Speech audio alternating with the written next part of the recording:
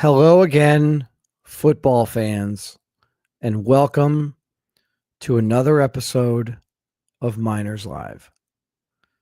I will call this Miners Live because it is actually after our game. For those of you that did not know, I have been in the RFL as a general manager for 4 seasons now.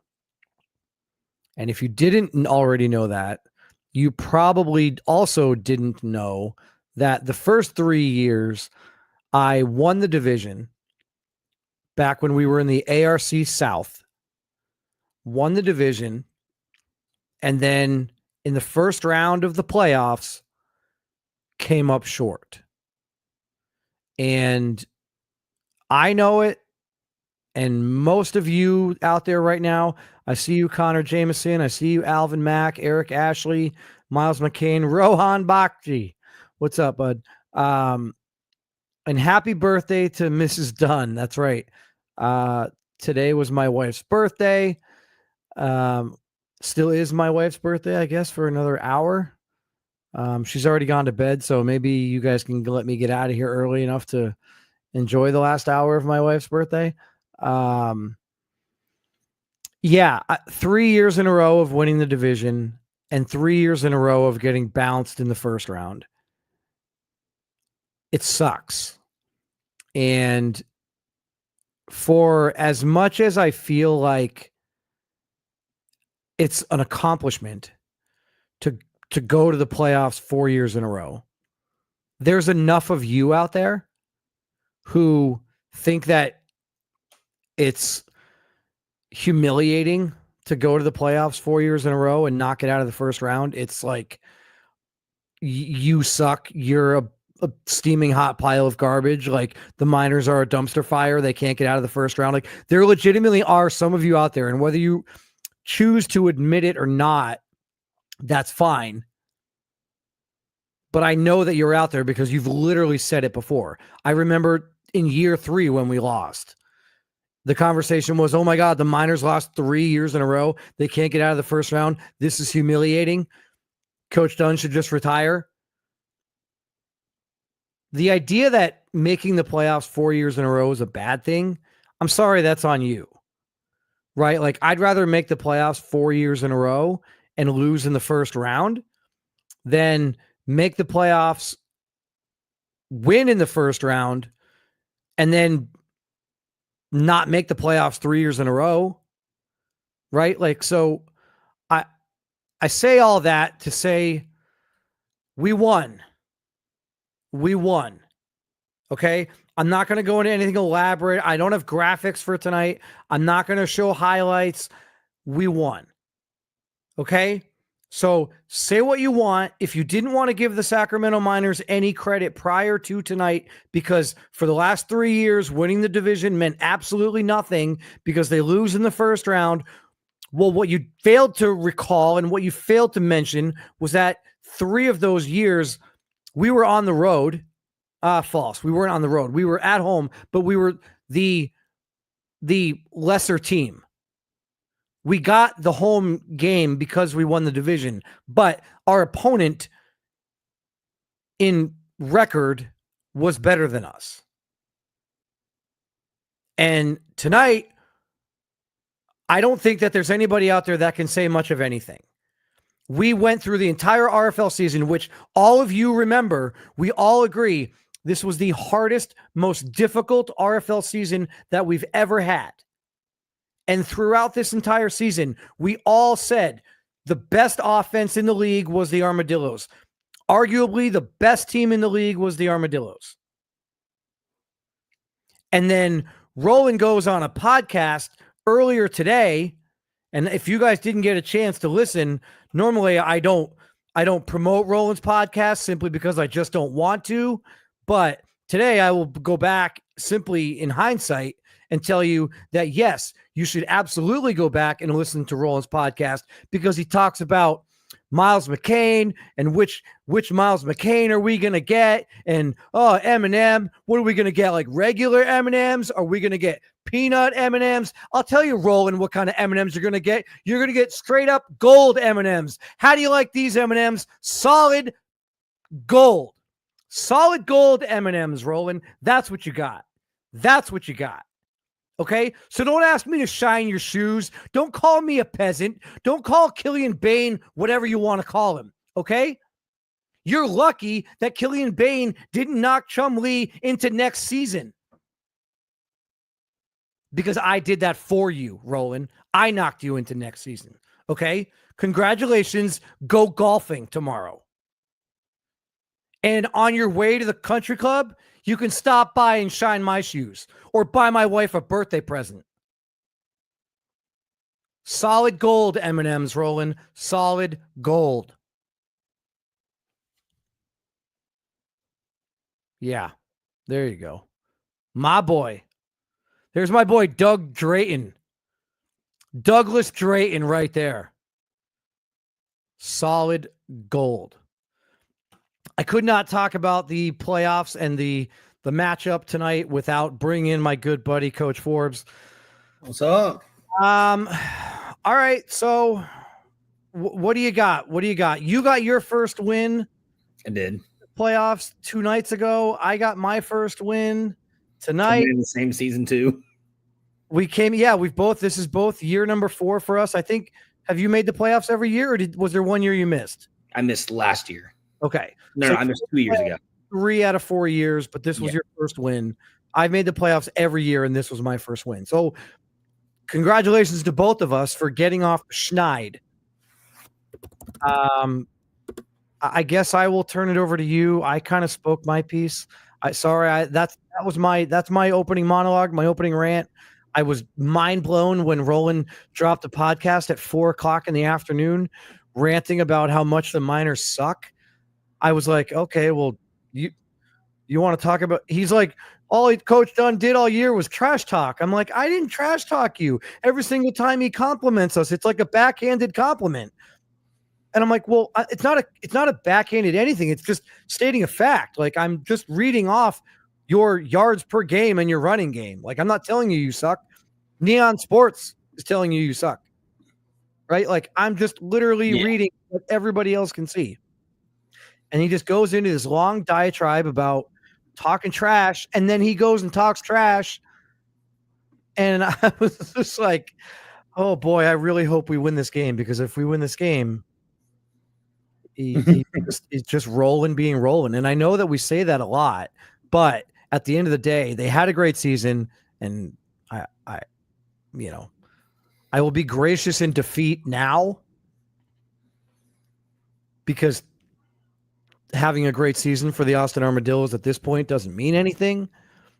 So yeah, Forbes, I'll turn it over to you. What are your thoughts on, I guess we'll start with the late game, right? Because we're talking about it. I know that last week on the RFL Live podcast, you said that you thought that we would win this game. One of the biggest reasons was because of Jordy Johnson. I fully recognize that the Armadillos are not the same team without Jordy Johnson. What are your thoughts on today's game? Was there something that you saw in this game that was unexpected? Did it play out kind of the way that you saw? Tell me your thoughts on tonight's game. Yeah, I mean, I think for the most part, it played out how I thought it would, especially the first half of the game. Overwhelming defense. If I remember going 17-0, to start the game. The Armadillos didn't know, like, they knew what to do without Jordy Johnson. And it showed. So when you go and start 17-0 in a playoff game, it's hard to come back from that, because it's not like the game we saw on Monday where the Condors threw 2 pick sixes and we're up 14-0. Your 17 points came from your offense. You went down, you scored, defense made stops, scored again on offense. So it was your offense moving the ball, McCain moving the ball and scoring.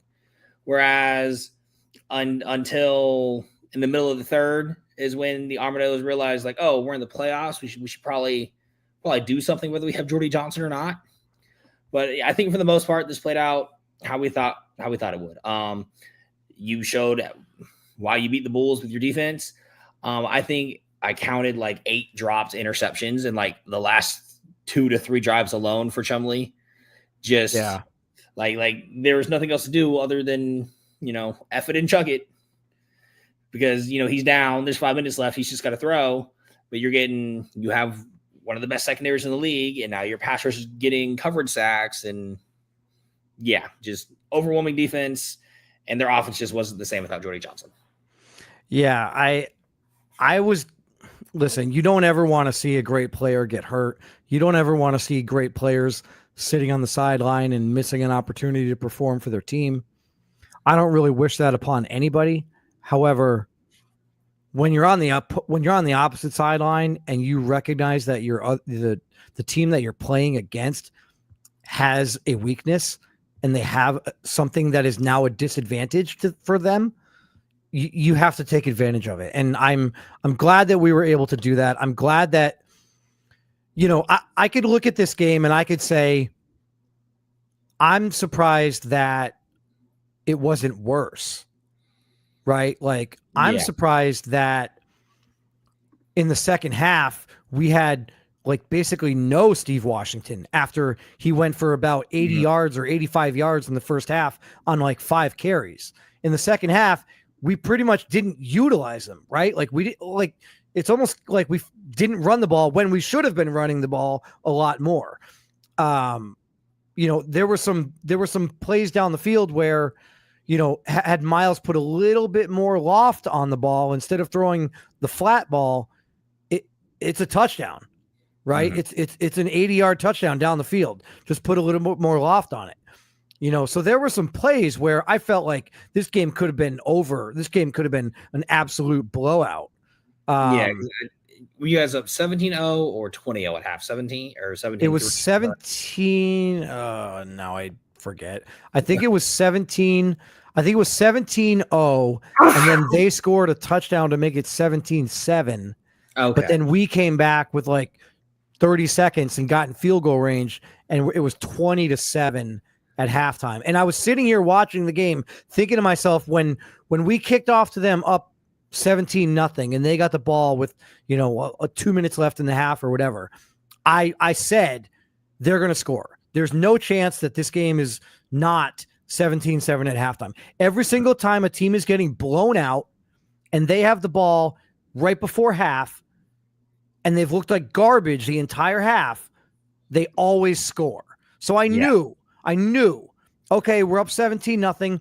It's going to be 17-7. They get the ball at halftime, and I'm worried because they get the ball at halftime, and suddenly we've been dominating the entire first half. If you watch that game, you thought that the Sacramento Miners were absolutely dominating the entire first half. But yet, there was a scenario that could have played out where the Armadillos got the ball after the second half kickoff, scored a touchdown, and now all of a sudden it's a 3-point game at 17-14.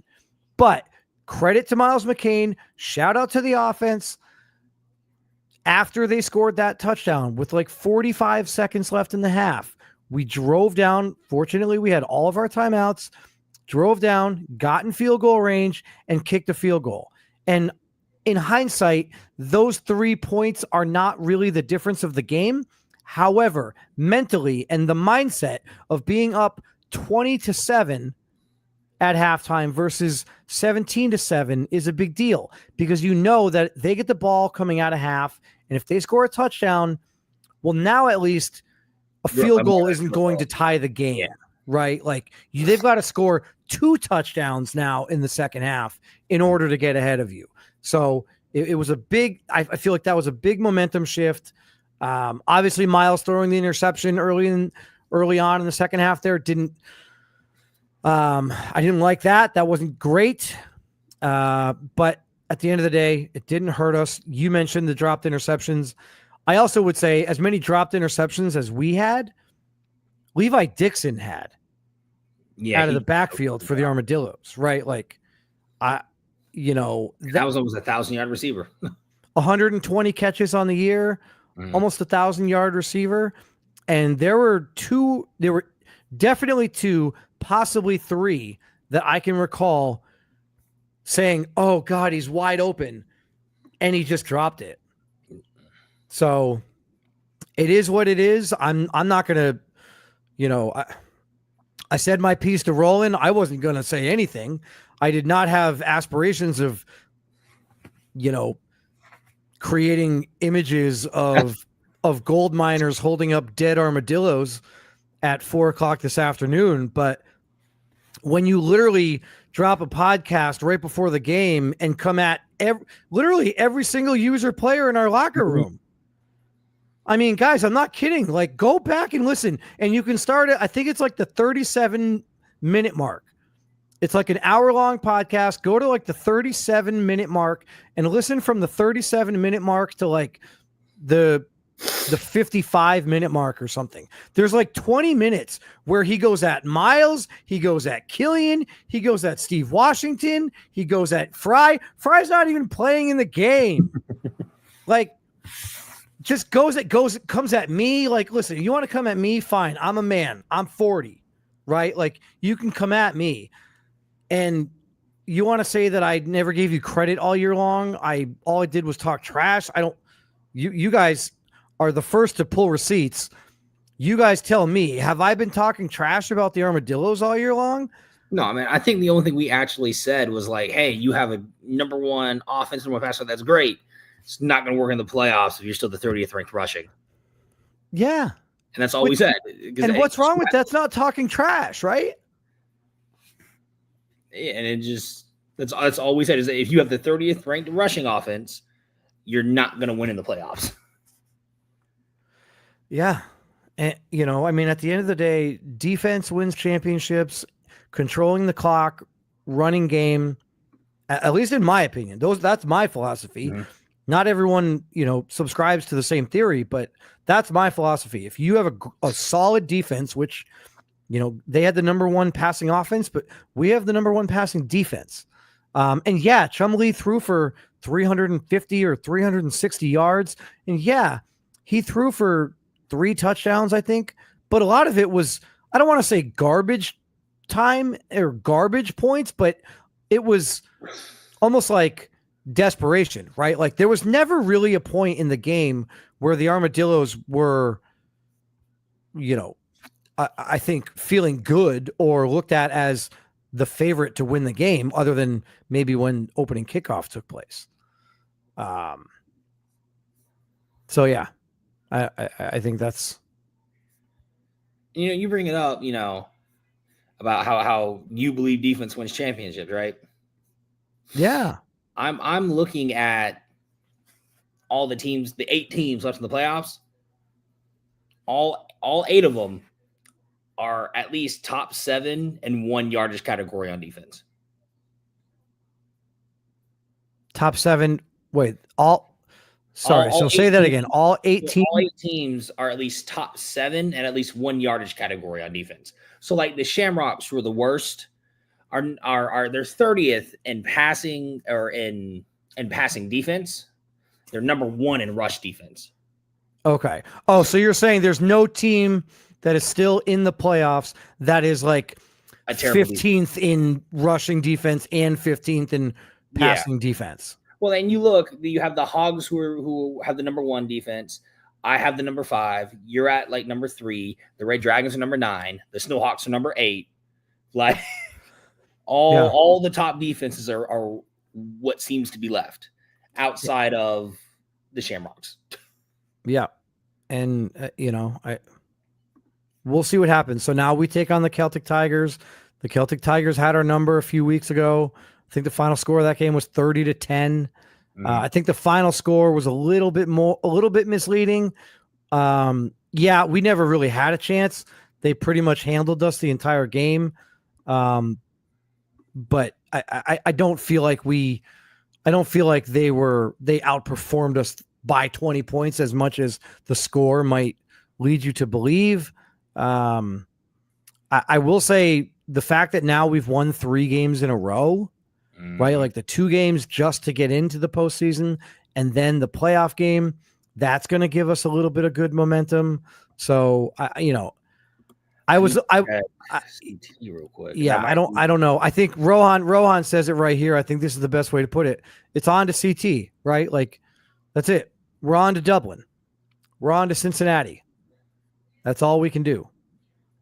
And before I stop talking about our game and Forbes give you the opportunity to talk a little bit about the early game, because I feel like I'm out of breath right now, and I just need to let you talk about the early game.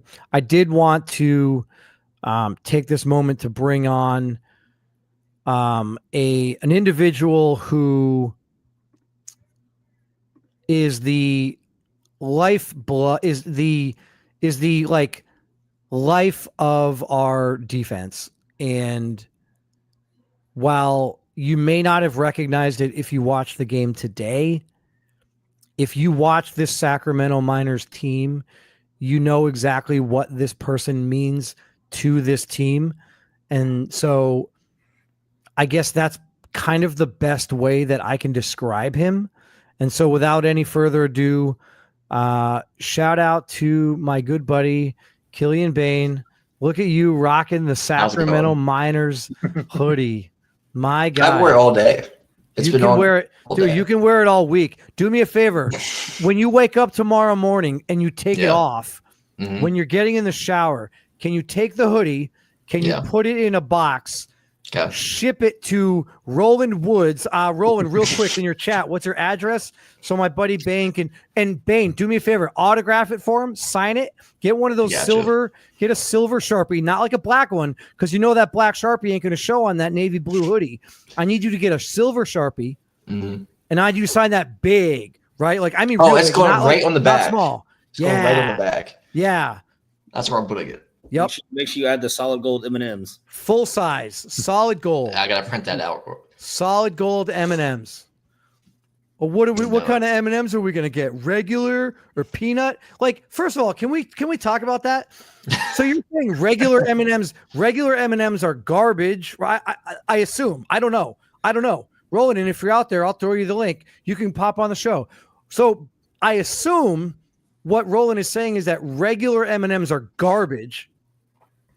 And peanut M&Ms are like the greatest thing in the world. Forbes, what's you? Like, if you had to, at first I was confused because technically I have the player in the RFL whose nickname is Eminem. Well, but okay, so pause.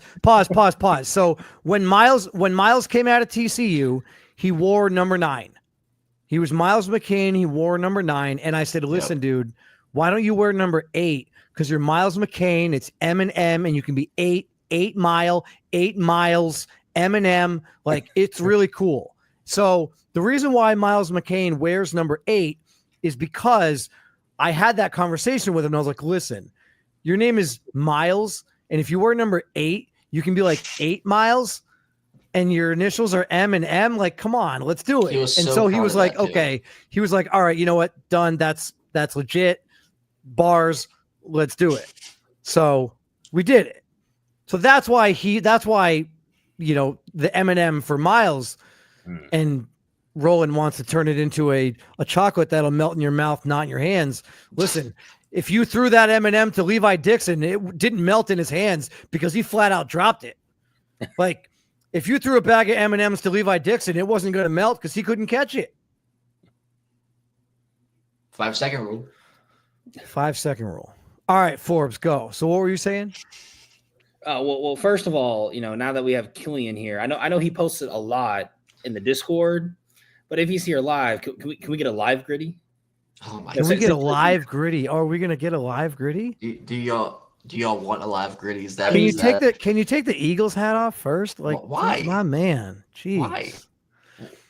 Huh? You know what I'm going to do? I'm going to put you on goal line. I'm going to put you on goal line as like the fullback and get you in on the tush push. Go for it. Hold on. We're going to get a live gritty. All right. This is happening. Here we go. Right. Get that chair out of the way. Okay. Here we go. Oh, did your internet go out? The camera freezes. Is internet going out? Did we just miss the whole thing? Here we are. I feel like we missed it. I feel like we missed it. I don't know. Did anyone else get lucky and the internet didn't go out on their end? I feel like Forbes and I both missed out. Yeah, Miles, did you purposely like call the cable guy? Did you have Jim Carrey on speed dial and you called him and was like, listen, I'm about to do the gritty, pull the cord real quick so that no one screen grabs this? It was just too great for the camera. I called Larry the cable guy. Yeah. That's what I you called. did. You did call Larry the cable guy with that hat on. Oh, jeez. But nah, going into that Hogs Red Dragons game, Kyle Bain just kind of Kyle Bained it up.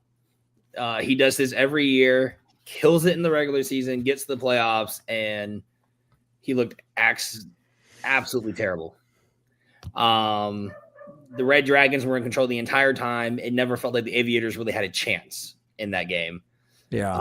Savoy threw an interception early, but it didn't matter because the Red Dragons went and got it back. So, like at any point in that game, that I feel the Aviators had a chance. What are your thoughts? So I've had a certain feeling and a certain regard for the Aviators, at least the last, I'd say probably second half of the year. I feel like this is a non-playoff team. This is a team that didn't win the division, but I mean, they were right there. They were a week 17 loss against the Red Dragons away from actually winning the division. Yeah. And at no point did I ever feel like this is a contender. This is a team that can contend, right? Like there are teams that have now been eliminated from the playoffs that I think are way better, right? Like if you put the Desperados and the Aviators on the field together, I think the Desperados would absolutely blow the doors off them. So like, am I wrong? Is that just me maybe having a negative bias towards a division rival, or were you like, do you see something similar? The Aviators never really did anything for me. So no, I agree. I mean, they had that 6-0 start. It was crazy. It was amazing. And then they finished the season 5-6. And like, I'm sorry, in what world do we live in? Maybe it's a Killian Bain doing the gritty / non-gritty world where a 5-6 team, like your last 11 games, you go 5-6 and you make the playoffs. Like, yeah, it was just that start that they had. But I mean, if I remember looking back at, if you look back at the West specifically, so they start 6-0, but the Red Dragons start 3-4. You guys start 2-5. The Bison start 1-6. So like they in the first 7 weeks they had a 4-game lead. All right, I gotta go to the chat right now because they're all talking about the Gwitty. I'm like, okay, I gotta take a break. I gotta take a blow here for a second. What is happening? Let's go out. I guess let's go out. So we got EA. We got Roland is in here. I do not. Roland is in here. We got Mix. What's up, Mix? Shout out to you in the early game. I see Rohan, Glenn Sharp, your boy, Smitty. Who else? I saw some new people. We got Yankee Gaming. It's out for the playoffs. Oh, JMO is? Yeah, Smitty just posted it. Broken thumb. Dang. That's a lot of speed we're losing. Well, it was fun while it lasted, JMO. Yeah, but we won, but at what cost? 3 touchdowns. So I mean, yeah, I mean, whatever. What are you gonna do? It's interesting. Like there was a lot that went into this week.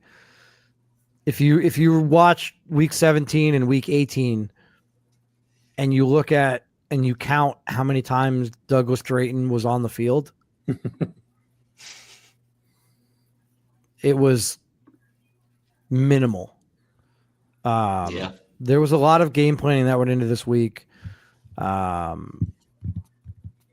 both myself and I will give a shout out to Miles as well, because we spend a lot of time looking at stuff and researching things, and the Armadillos have a lot of speed in their secondary, and Pavo is not the fastest wide receiver. He's a great possession wide receiver, but he's not a burner. And knowing our offense and knowing our style of play, the decision was made to give Drayton a little bit more of those opportunities that might normally go to Pavo. And I'd be lying if I told you it doesn't look like the smartest decision that has ever been made in the history of Sacramento Miners football. I mean, never has there been a receiver to get 3 touchdown passes in a playoff game for the Miners / Conquistadors. I don't believe. And Smitty, maybe you can go back and pull tape from seasons 1 through 5. But yeah, all around great performance from Drayton. Offense looked good. Shout out to Steve Washington. So I mean, good. I'll be the first to admit I'm kind of bummed. I kind of owe him, because there's a part of me that is mad at myself, because had I turned it over to him full time in week 3 or week 4, when we were 1-3 or 2-4, like week 5 or 6, whatever, I think he would have won Rookie of the Year. I think so too. It didn't help that he got hurt a bunch. Well, there were some individual games, yes, where but he never got hurt and missed an extended period of time. He would get hurt in like the first quarter and be out for the game. And then that it would sucked. be the next game too that would happen. And then the next game it might happen again. But in the last 2 games alone, he's got like 190 yards rushing. And so just imagine if you had a rookie running back who was getting 100 yards a game, it's impossible not to win Rookie of the Year. I mean, even if he didn't play for 2 whole games and he only played in 15 games, 16 games at 90 yards a game, that's 1,500 yards as a rookie, 1,600 yards as a rookie, and give him, I think he only had like 2 touchdowns on the year. But that's because he was part-time, right? Like he didn't have as many opportunities. And I take responsibility for that. I own that. That's on me. I brought in Denard Locker for a reason, because I wanted more veteran presence. I brought in Denard Locker for the same reason I traded for Douglas Creighton. And there were a lot of people that were questioning the trade for Douglas Creighton. I believe even in our own locker room, there were people that were like, why are you bringing in a 31-year-old wide receiver when we have young receivers right now that can develop? And I was like, well, because we don't have anyone that's like proven, right? Like we've got a bunch of young guys, but no one has, 90 short route running.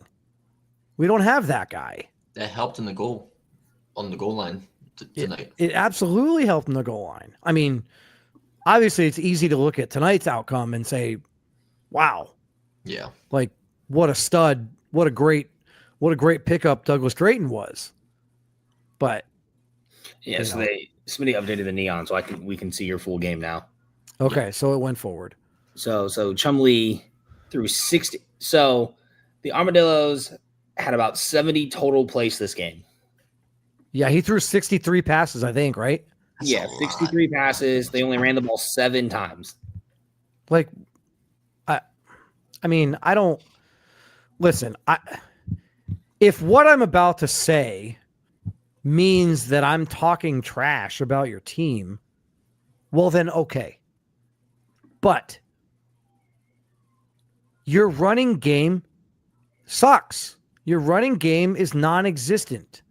That's not really my opinion. That's not really me talking trash.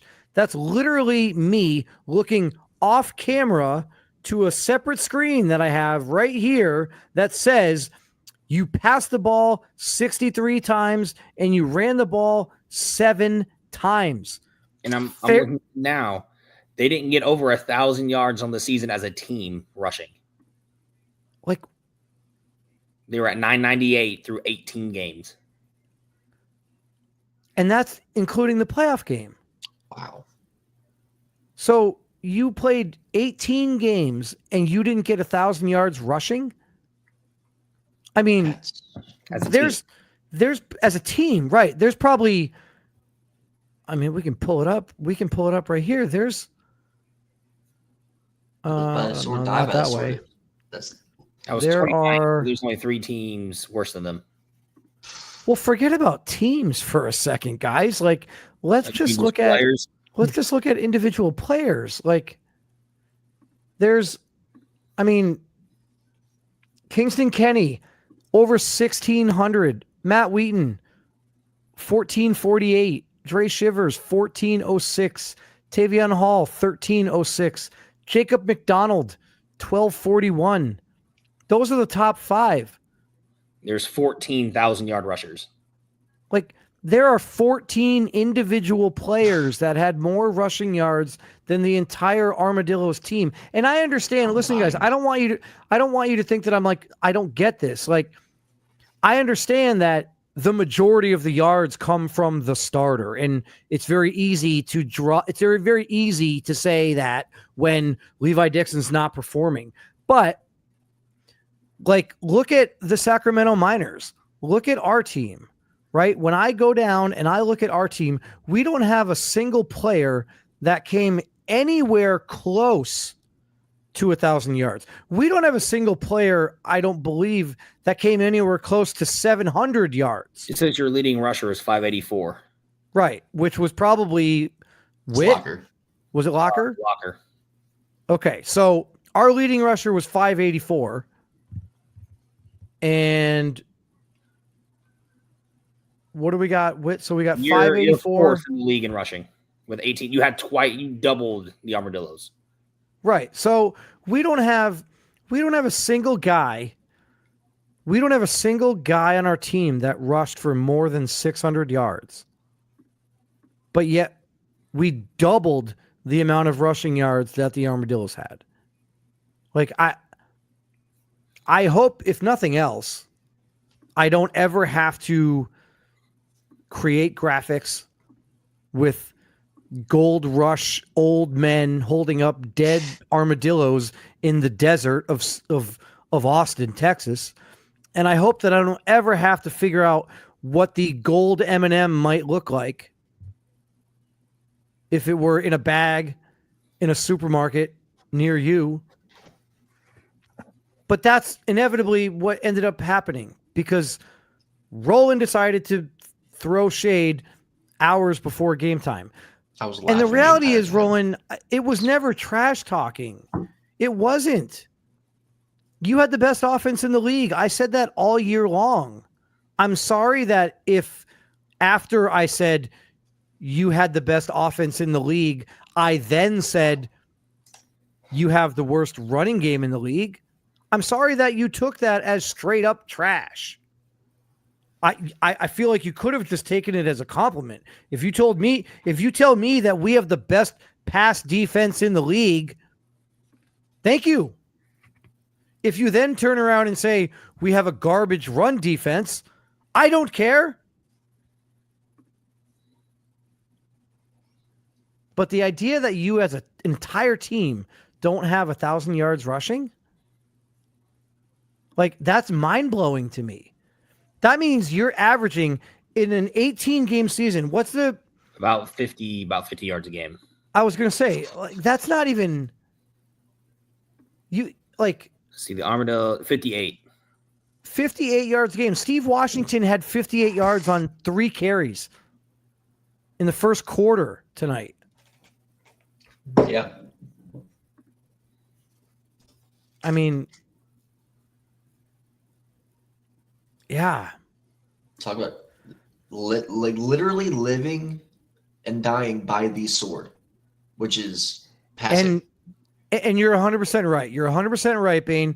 That's what they did, and that's what you should do when you're a one-dimensional offense. I don't knock them for that. I think the biggest problem that I had, and I said this in week 9, and I said this probably, I think it was like week 16 or week 17, where I did a show and I said, these are the two, in my opinion, these are the two dumbest decisions that have been made all year, right? Like in the entire RFL, there have been two front office decisions that I felt were the dumbest decisions in the league. And number one on that list was the Austin Armadillos changing their playbook after being like 6-2 or 7-1 going into their week 8, week 9 matchup against the Chicago Cougars, who were like 0-8 at that point. Who were 0-8. The Chicago Cougars did not have a win on the entire year. And prior to that, I believe the Armadillos were running, I don't know, the Tampa Bay Buccaneers offense or the Lions or they were running New Orleans. No, not prior to that. Yeah, that's what New Orleans now. That's what he's been doing all year, New Orleans. No he way. Changed it out. Yeah, when he was like 6-1, he was New Orleans. Changed it for Cougars, lost to the Cougars, changed it back. So that's not what I saw, because I remember going in during the earlier weeks and seeing. So unless Roland was straight up sneaky backstage and changing it, and Roland, you're in there. He said I he ran San Fran one time, but for at least 16 or at least 15 of his 18 games, he was in New Orleans. Okay, so then that's maybe gets so much. So Roland, what was the 1 week where you ran San Francisco? Because maybe the 1 week that was the Cougars, apparently was the Cougars game, and then you went back to New Orleans, and that's what I could be thinking. Yeah, he also ran Commanders versus you. Yeah, but you've been running the Commanders defense. I mean, from what I saw, at least the last couple weeks. Yeah, so he was New Orleans all season except for the Cougars when he ran San Fran. So, all right, well, I mean, I guess I'm wrong, right? Like the New Orleans book was working that well for you weeks 1, 2, 3, and 4, and 5, and then you switched it. I mean, I don't know. Maybe there's something to be said about switching and going back. You ran the Commanders offense. So he's saying he ran the Commanders offense one time, the Niners offense one time, and then everything else was was New Orleans. So I must have just seen it coming into the Cougars and saw that it had changed. So then I guess I take that back. I've been giving you a lot of heat for what I thought was a terrible decision, but I guess I'm wrong. And if you had been running New Orleans during weeks 1 through 5 and you were putting up those ungodly numbers, well, then I'm wrong, and I apologize for that. You're still right that he was putting up all these numbers, changed it for the Cougars, lost, and then went back. Yeah. And in hindsight, listen, you're never gonna win the season on week 1. You're never gonna win the season in week 8, but you could lose it, kind of deal, right? Like look back in hindsight, and if they had just beaten the Chicago Cougars, they'd be the 1 seed. They would have been the number 1 seed in the ARC. All you had to do was beat a team who literally didn't know how to win. Not only did they not know how to win, they didn't know how to control their locker room. They didn't know how to control their players. They didn't know how to figure out, navigate whether or not they were going to keep a running back, trade a running back, keep a safety, trade a safety, hire an offensive coordinator, fire an offensive coordinator. All you had to do was beat a team that, I mean, listen, I love Mix. But if I brought him on here right now and I asked him, what team in the RFL do you think has been the most dysfunctional over the last 2 years? I think he would openly admit that it's his team. And that's not his fault.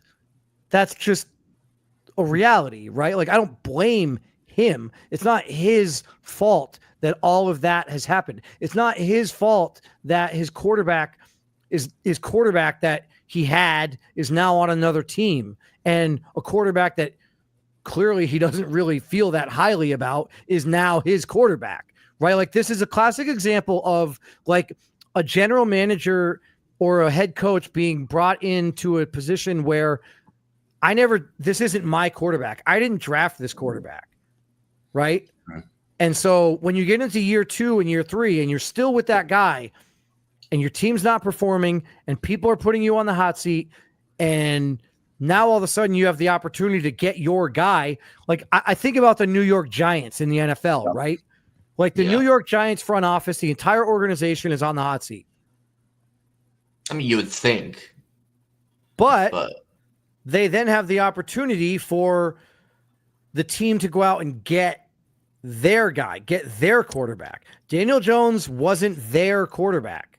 No. So now they have the opportunity to go out and get their quarterback.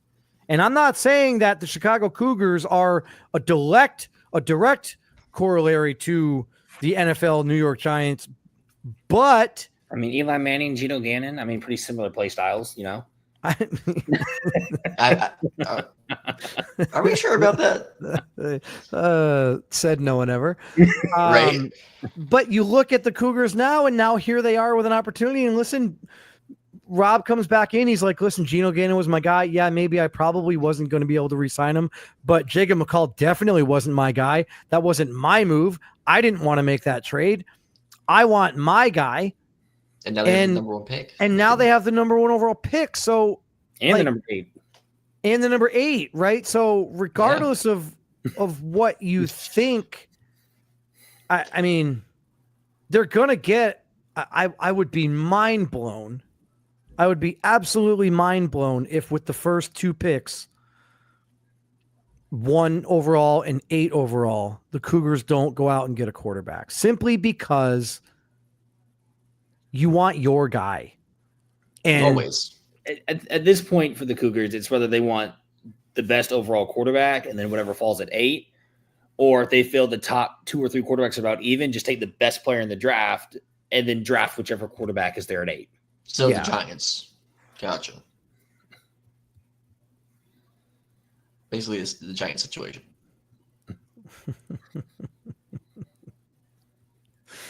This is about to get real. Legitimately is. Like, I wasn't joking. It's the New York Giants situation. And it's not a terrible situation. Look, if you look back at the RFL, look back at the user coaches in the RFL, and Forbes, you can dismiss yourself from this conversation because you don't know anything about having draft picks. No, I know about it. I just not first round draft picks. Yeah, I mean, really, like I don't think that Not you know, I really don't think that you know anything about how the draft works. Like, you just are not allowed to talk about draft. You're like, first round picks, don't want it. Third round pick, nah. Give me a 7th rounder, okay. Hey, I'm second round of the playoffs with the highest overall team. I don't want to hear it. I mean, listen, I luxury, won the division though. 3 years in a row, but apparently it doesn't mean anything if you can't get out of the first round. That, but I still hit on my pick. Hey, we can't say that now. I still got Zeno, who hit a 90. I still got Sharp, who was an 88. Dre Willis was a pick. Drew Blaze is now an 80. He was I still draft. I just don't draft in the first round. Fair. But I do feel like, so the whole comparison between like the Cougars and the Giants, right? Like, it's real. I look back at, sorry guys, give me a second here. I look back at Bill. Mm-hmm. And Bill went out and got his guy. Now, granted, it was an easy decision to make to get DJ, but me, Still ended up doing it. I went out and I got my guy. I had Chumlee. Chumlee was a high 80s overall guy, like not old, good development, whatever. I went out and I got my guy. There's something to be said about going out and getting your guy. And whether it's Bill going out and getting DJ, or me going out and getting Miles, or whether it's Baker going out and getting Monte Wyatt and benching Glenn Hay, whatever it is, you go out and you get your guy. And so I don't hate that. I appreciate that and I respect that. And I think ultimately at the end of the day, we are just a couple months away. Well, what month are we in? We're in May. So we're probably about 6 months away, 7 months away from ultimately seeing what the Chicago Cougars do. Are they going to go out and get their guy? And there's really only one person in the world that can answer the question of whether or not they're going to go out and get their guy. And that is the man himself, who is in possession of the picks. So why not ask him, Rob, what are you going to do? You're going to go out and get your guy, right? Yo, he's going to be better than Chum Lee. He's going to be 22 years old and be better than Chum Lee. I mean, that would be that's a good floor. I mean, listen, I can't believe that you called him Chumley. I thought for sure you were going to say, I'm going to draft a rookie and he's going to be better than Bumley. Yeah, the bum. Yeah. Man. I don't know. No cap, man. Like, I don't know what in the world happened to the Armadillos, bro. Like, I genuinely thought they were like that team, bro. And it's like, I don't know what happened, man, but they just kind of broke down, bro. You know, they lost the last two games of the season. Yeah. It's crazy, man. You know, but I like, shout out to Roland. He did a great job this season, and like, you know, everybody's gonna poke fun. That's just how it is. But right, like, I didn't think that they would be, you know, I didn't think that they would be in this predicament, you know. And but I'm gonna be honest with you though, Dunn, like, yo, that's a strong arm win, bro. Like, like that's a strong arm win. And he was talking a lot of trash. Mm-hmm. Did you listen to the podcast this afternoon? Yes, bro. I listened to it. Literally, he started talking about Miners versus Dillos.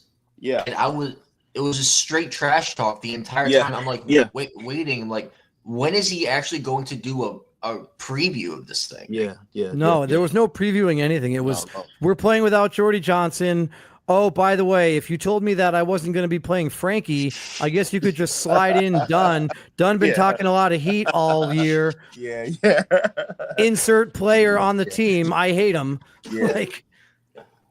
Yeah, that was crazy, man. But I mean, I listened to it, but I mean, I wasn't expecting anything different because that's just rolling. Like, you know, he's a good guy. He's a great guy. You know, he look, when he's up, bro, and he's gonna be on your head. You know, like I've witnessed that all season long. You know, so I expected him to be like that, but it's just crazy because it's like you say that hours before the game, and then your team gets on there and they just, you know, poop a brick. You know what I'm saying? It's like, wow. You know? And it was interesting because there was a comment in that session where he said something about, I've been creating bulletin board material. I've been downplaying. I've been talking trash about the Armadillos. Even when I compliment them, it's kind of like a backhanded compliment because I say that the passing game is great, but then I say that the running game sucks. And he's like, all I did was create bulletin board material. And I'm sitting here listening to this and I'm thinking to myself, Roland, you're spending 25 minutes, 4 hours before game time creating nothing but bulletin board material. Listen, man, this is the guy who loses to the Explorers 10 times in a row and be like, but next time I'm going to whip y'all. Yeah. Running the read option at that. Yeah. No matter, I just lost by 40. Wait till week 8. Yeah. You know, I imagine Roland, and I imagine him like in his like room or like maybe in a basement, and he's just like, it's kind of like Peaky in the Brain, and he's just coming up with ways that he can win a game that will never ever happen. You know what I'm saying? It's like, like he's a scientist in a mad lab somewhere, and he's just making up all these things, bro. You know, and then it's funny because like everyone's like, oh man, the Armadillo's gonna be fired this week. He's like, oh, well, I decided to run the screen and the read option, you know. And it's like, man, it doesn't work. And you're like, what happened, bro? Like, what are you doing? Just stick to the script, bro. You know, like, honestly, I thought the Armadillos, man, like, were going to be, like, I thought they were going to at least go to the championship, you know, judging off of what I saw earlier. He was, like, Roland is a car salesman, bro. He was selling that to me, like, Armadillos, look, we got this. It's not every the Brewers. day. Q-Pac, he's trash. Look, I'm here, and then I'm like, bro, what happened, bro? You know, like, so it's crazy, man. I will say, in his defense, the Jordy Johnson injury was devastating. Yes, that's true. Yes, but you got to give him that. Yep, and also he had 2 linemen now. Right. Yeah, he's down both guards. Two of his offensive linemen. But I'm going to say this. His offensive line played pretty damn well tonight because, Killian, you can be the first to attest. I didn't see you in the backfield all that often, right? Pressure. I got a little bit. You got like Minnie Mouse pressure. Yeah, not Mighty Mouse, Minnie Mouse. I just needed to hold on to the ball like one more second, and I would got. Well, all right. You ever just consider being faster or better? I mean, I tried. I don't want you to try. I want you to do. I think it's also funny. Rob's talking about Roland being like the mad scientist in his basement. If you listen to the podcast, he's more like the mad scientist in the parking lot on his lunch break, because in the middle of the podcast, you can hear him say, "Oh, hold on, this guy's pulling in. Oh, this guy's going to park right next to me. Oh man, really? All right, hold on. I'm going to pause real quick." And he's like, you can tell he's sitting in his car in the parking lot and there's people parking next to him. And he's obviously talking so loud that he doesn't want people to hear him or what. I have no idea, but it was funny because I laugh and I joke and roll, and I'm not really making fun of you for that, because I've done it myself. I've done videos and shorts and things in the parking lot on lunch breaks.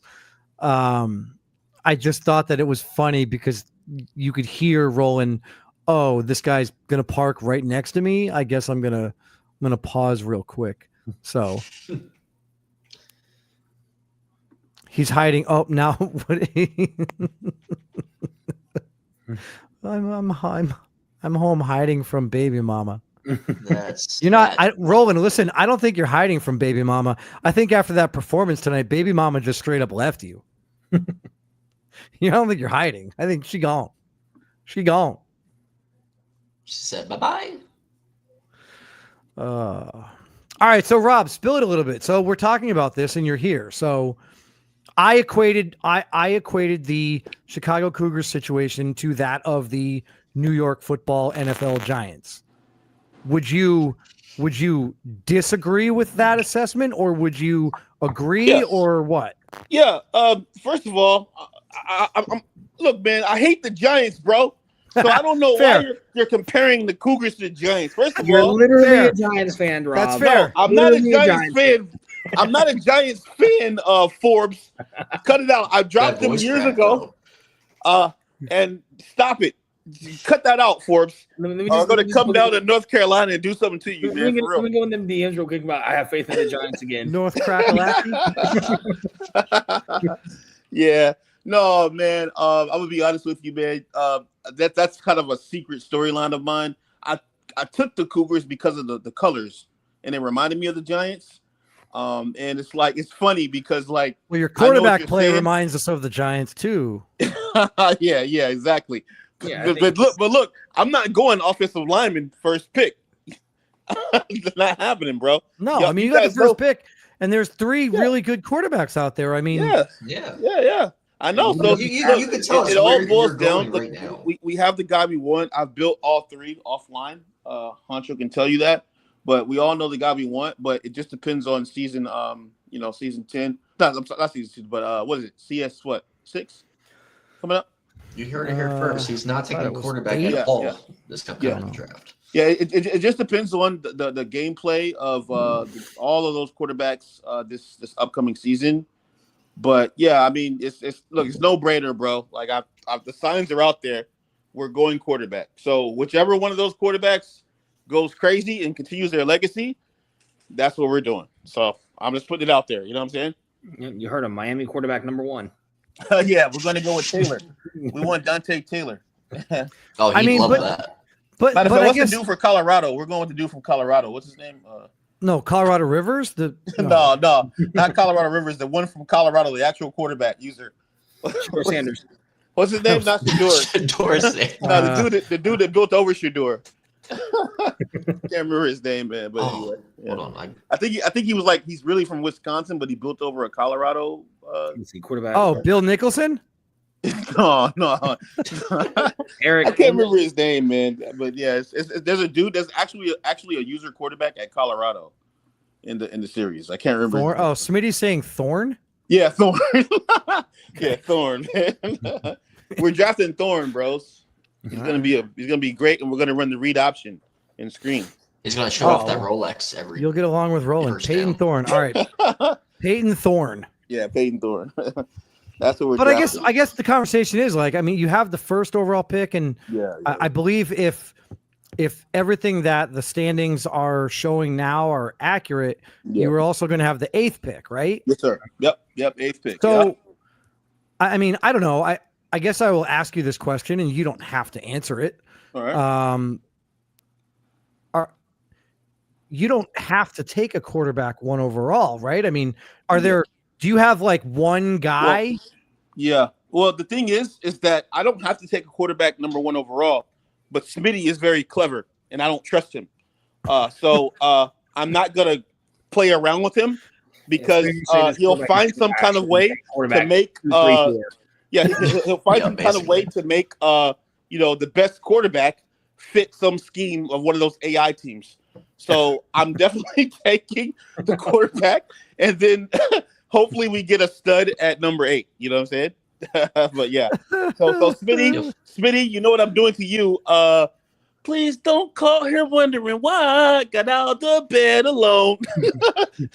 Facts. There's no way I'm letting Smitty rob me of a QB at all. You know? That was yet another Eminem reference for those of you that didn't get it. Right. Hold on. Not gonna fool me, my guy. we got more breaking news here on Miners Live. The Armadillos are definitely drafting a quarterback to build behind Chumley. But look, the funny thing is, look, he has pick 2, place 25. So who is he drafting? Peyton Thorne. Because he's not going to get any of the top 3 quarterbacks. So okay. So here's the thing, right? Like, there's 3 quarterbacks that we're thinking about, right? Like, there's Colorado Rivers. Yeah. There's the kid from Lewis. Yeah. Dylan Lewis, and then the kid from Alabama, right? Yeah. And then there's one more. Casey Robinson from Florida. Yep. Okay. Well, Casey could play baseball and be at the bat for all I know. Like, there's 3 quarterbacks that I think most people are looking at. Right. Are we really all in agreement here that 3 quarterbacks are going to go in the top 15 picks? Oh, I have no idea. I don't care about the rest of the picks. I just care about number 1. No, but I think definitely 2.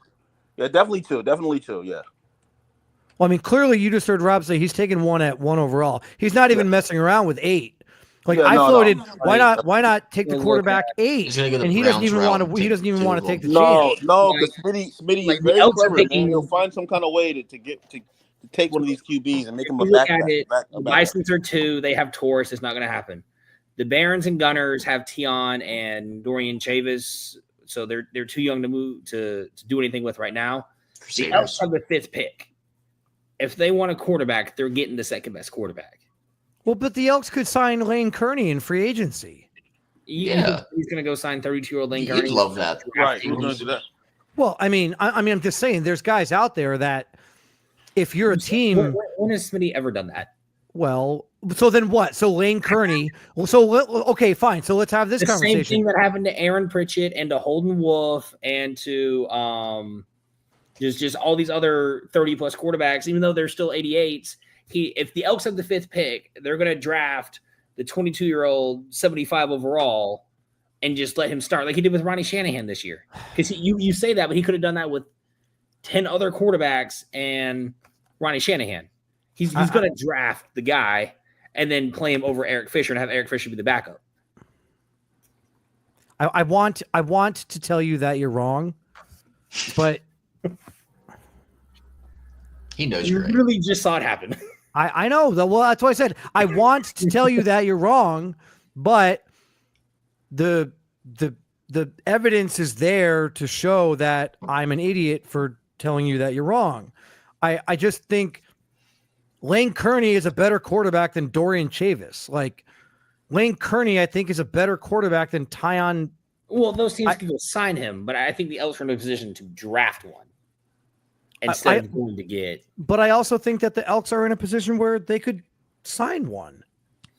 I mean, I haven't looked that deeply at the Elks roster, and maybe they're not really that close. But if you're a team that just had a bad year, but you think that the roster is there where you could you could make the postseason. Listen, I didn't think the Lumberjacks were going to make the playoffs. We didn't think the Pioneers were going to be as close as they were. Like if you're the Elks and you think that you're the quarterback position away from making a run, I don't think they are. All right. And that's fine. And maybe they're not. And again, like I said, I haven't done a deep dive on the roster, but I don't know. Ultimately, I don't think it really matters because the Elks are run by Smitty and Smitty controls all of the draft prospects. And so he knows how good each and every one of them are. Hey, Dunn, I got a question for you, man. Yeah. Yo, do you think Roland is absolutely nuts for turning down the trade for McCall? He's nuts in general. Oh, I don't know. I don't know there was a trade for McCall. Look, he's declined me. He begged me all season long, and now he lost to you. And he's declined. So I can confirm that Roland has been talking about trading for McCall since so done. What is done? So give it to me. What is the offer? So because you beat the brakes off of him, the ego off of him, beat the ego off of him. So what is what like hypothetically? What's the like? I'll tell you exactly what I think. What's the offer? He wants McCall. I can't give you the offer. I can't do that. I can't. Oh well. But look, it's a great offer. It was. Look, he said, oh yes, fine. Now you beat him, and he's like, "Oh no, man, I'm good, man. I'm gonna draft the quarterback." What do you think McCall's value is done? What is his value? I've already told Rob my opinion on it.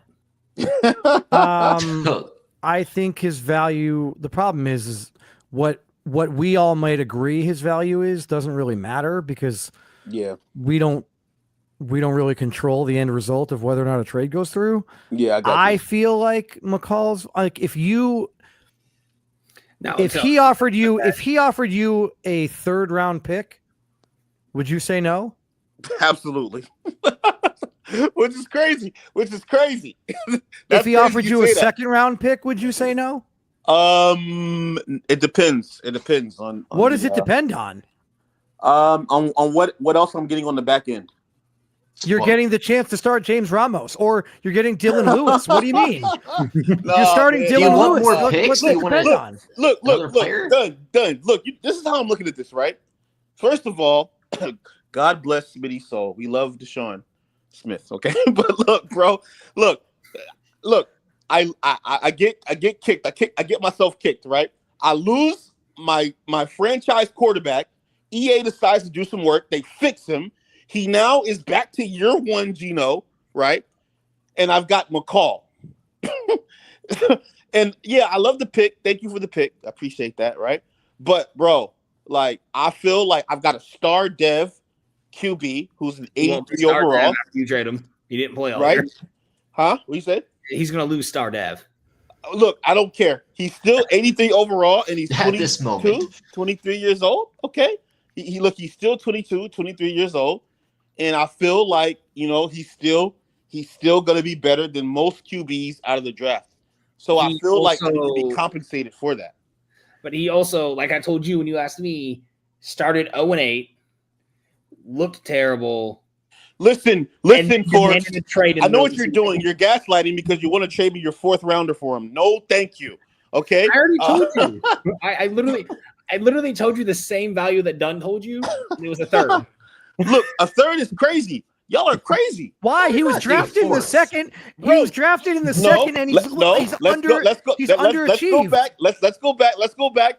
Oh, McCall was 11-6 for the Black Knights, and then Mitch, who cannot coach, got him, and he's terrible, just like Geno was. It's not McCall, it's Mix. That's the storyline I'm going with, right? The storyline you're going because everyone's saying McCall. Everyone's saying McCall. Look, the podcast, Mix can't run an offense. Mix can't do this. Mix can't do that. No, bro, stick to the script, bro. You know what I'm saying? Like, look, he's a beast quarterback. I was a trash coach. Right? Right? To pick up on the McCall situation, Yankees said McCall to the Crusaders. And I was going to say earlier that I think the Crusaders are a dark horse. Maybe not a dark horse, but they could go QB in the first round as well. I look at Rollins like he'll sign McCall in free agency. Look, I'm just going to be honest with y'all, man. Like, if I don't find a trade for McCall, I'll just re-sign him for pennies because he's not going to be a star dev. I can sign him for pennies. He's 83 overall, and he sits on my bench. So, Roland, you're not going to sign him in free agency. I'm just letting you know that. Stop saying that. You're lying That's to yourself. basically what I did with McCafton. Yeah. All right, so Rob, I just have to do this because I'm in the business of transparency. No, I got you. And Miners Live is nothing if an opportunity to break news and develop storylines. So I'm about to do something, and you said 5 minutes ago that you were not going to tell me. However, I'm going to rephrase that same question in a manner that I feel like you have to answer because now you've been called out right here. So I need you to confirm. I need you to confirm that you rejected. No, he didn't reject that. Roland pulled the offer. Roland wanted the offer, and I worked it out, and he said, "Oh, I love this off season," and then you come in and beat him, and now all of a sudden he doesn't want a quarterback anymore. Wait, was this like yesterday? Like when did this happen? Hours ago. 2 hours ago.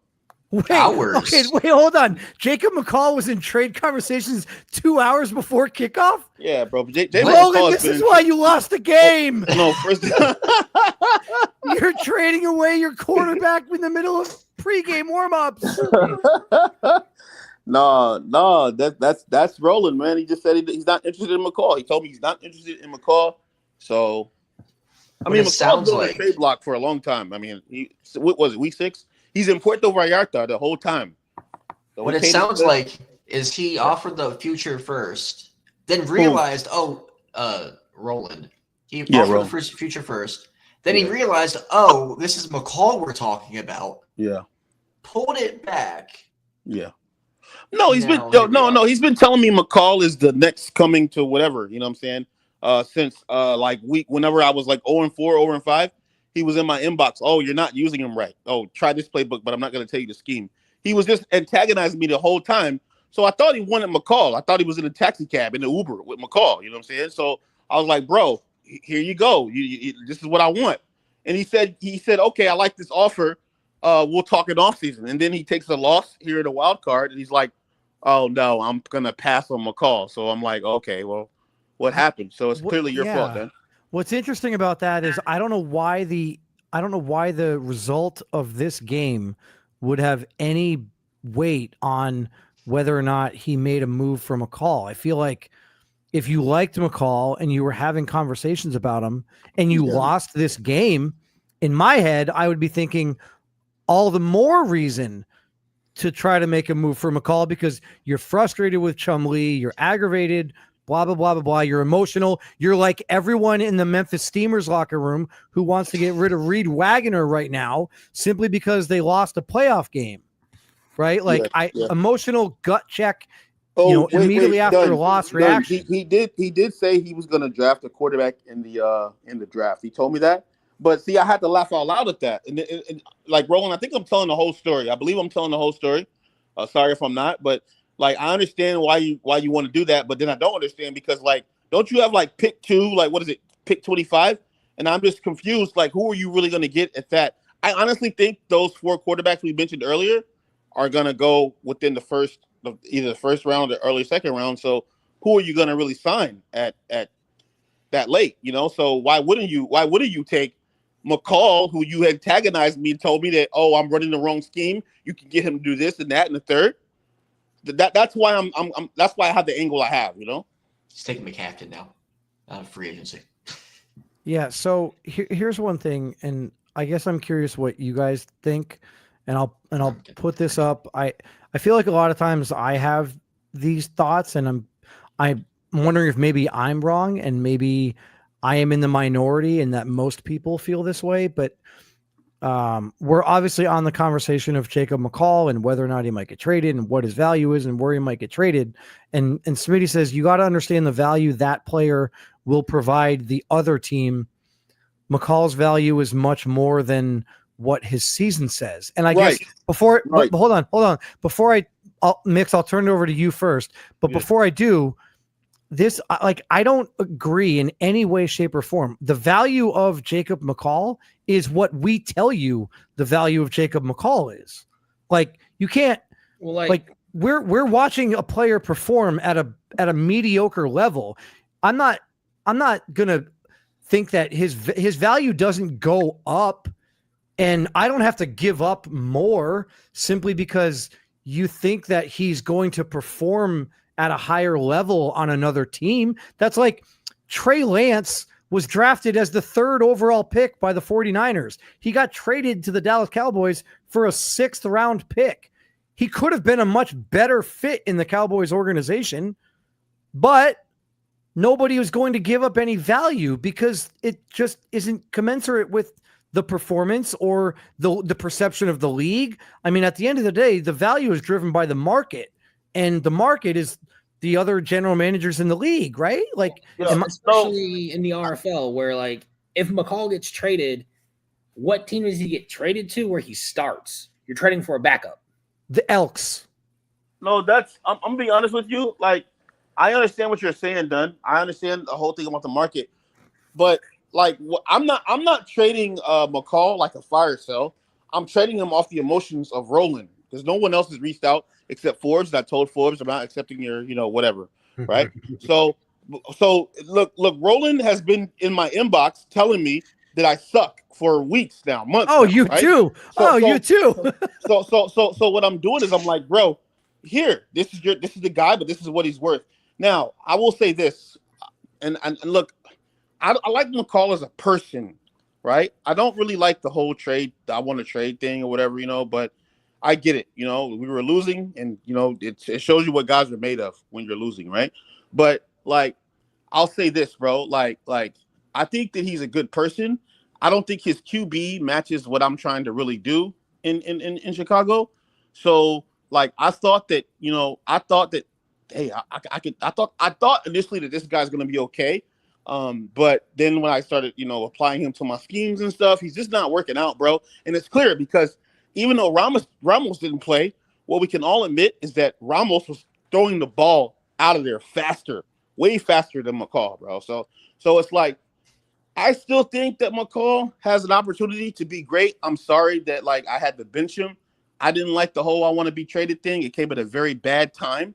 And so we sat him, and so he's going to lose the star dev. I put that on myself. He can blame me for his whole career if he wants. But, like, I did that because, bro, if you're telling me you don't want to be on my team and I'm starting you and we're losing and I'm taking all that heat, like, come on, man. You know what I mean?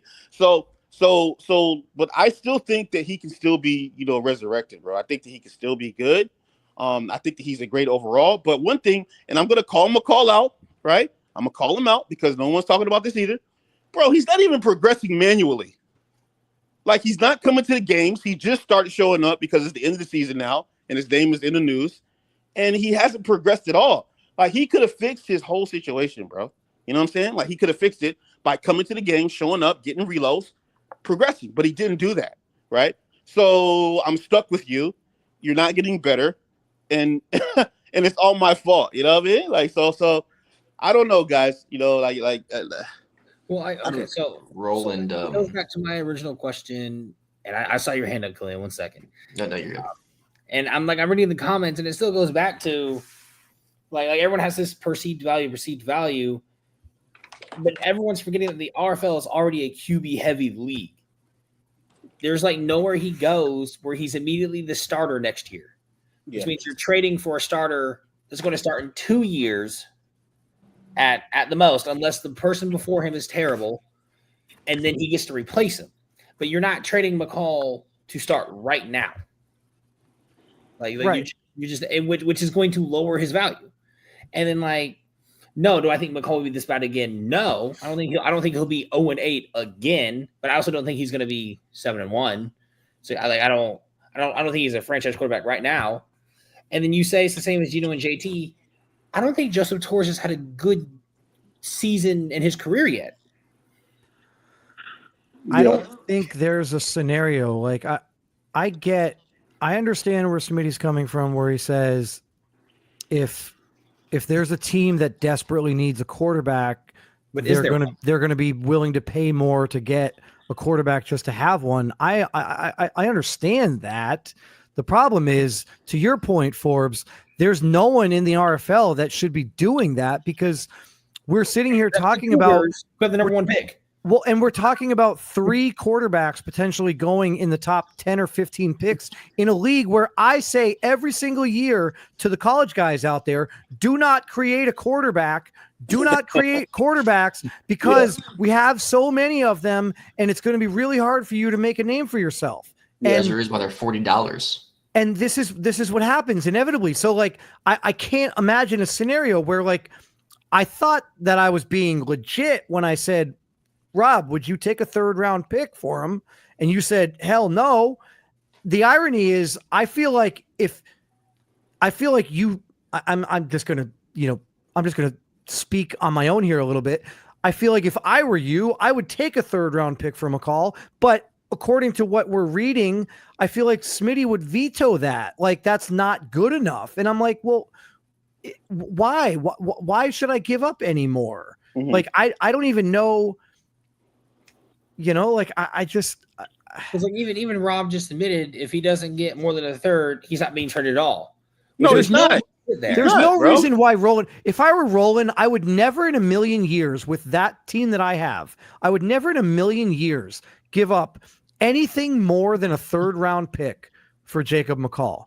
If you came into my DM and you wanted a 1st round pick or a 2nd round pick or a 2nd round pick and a player for a guy that is a backup, listen, Chumlee is better than Jacob McCall. Just because I might like him, just because I might want him as a backup, Chumlee is better than Jacob McCall. Jacob McCall isn't going to beat the Miners tonight. But look, Dunn. Look, that's your rational mind. We're talking about rolling, bro. I mean, we're all gonna have our own opinions. He's been telling me since my first loss that Jacob McCall is I'm not using him and all. He's been telling me that. So honestly, he brainwashed me into thinking that he thinks highly of him. So of course I said, "Yo, I want this and I want that." I'm not telling you what it is, and I'm not gonna do him like he just did me down, posted screenshots. Yeah, bro. He told me something, and Forbes knows. He told me he would give me this and this, bro.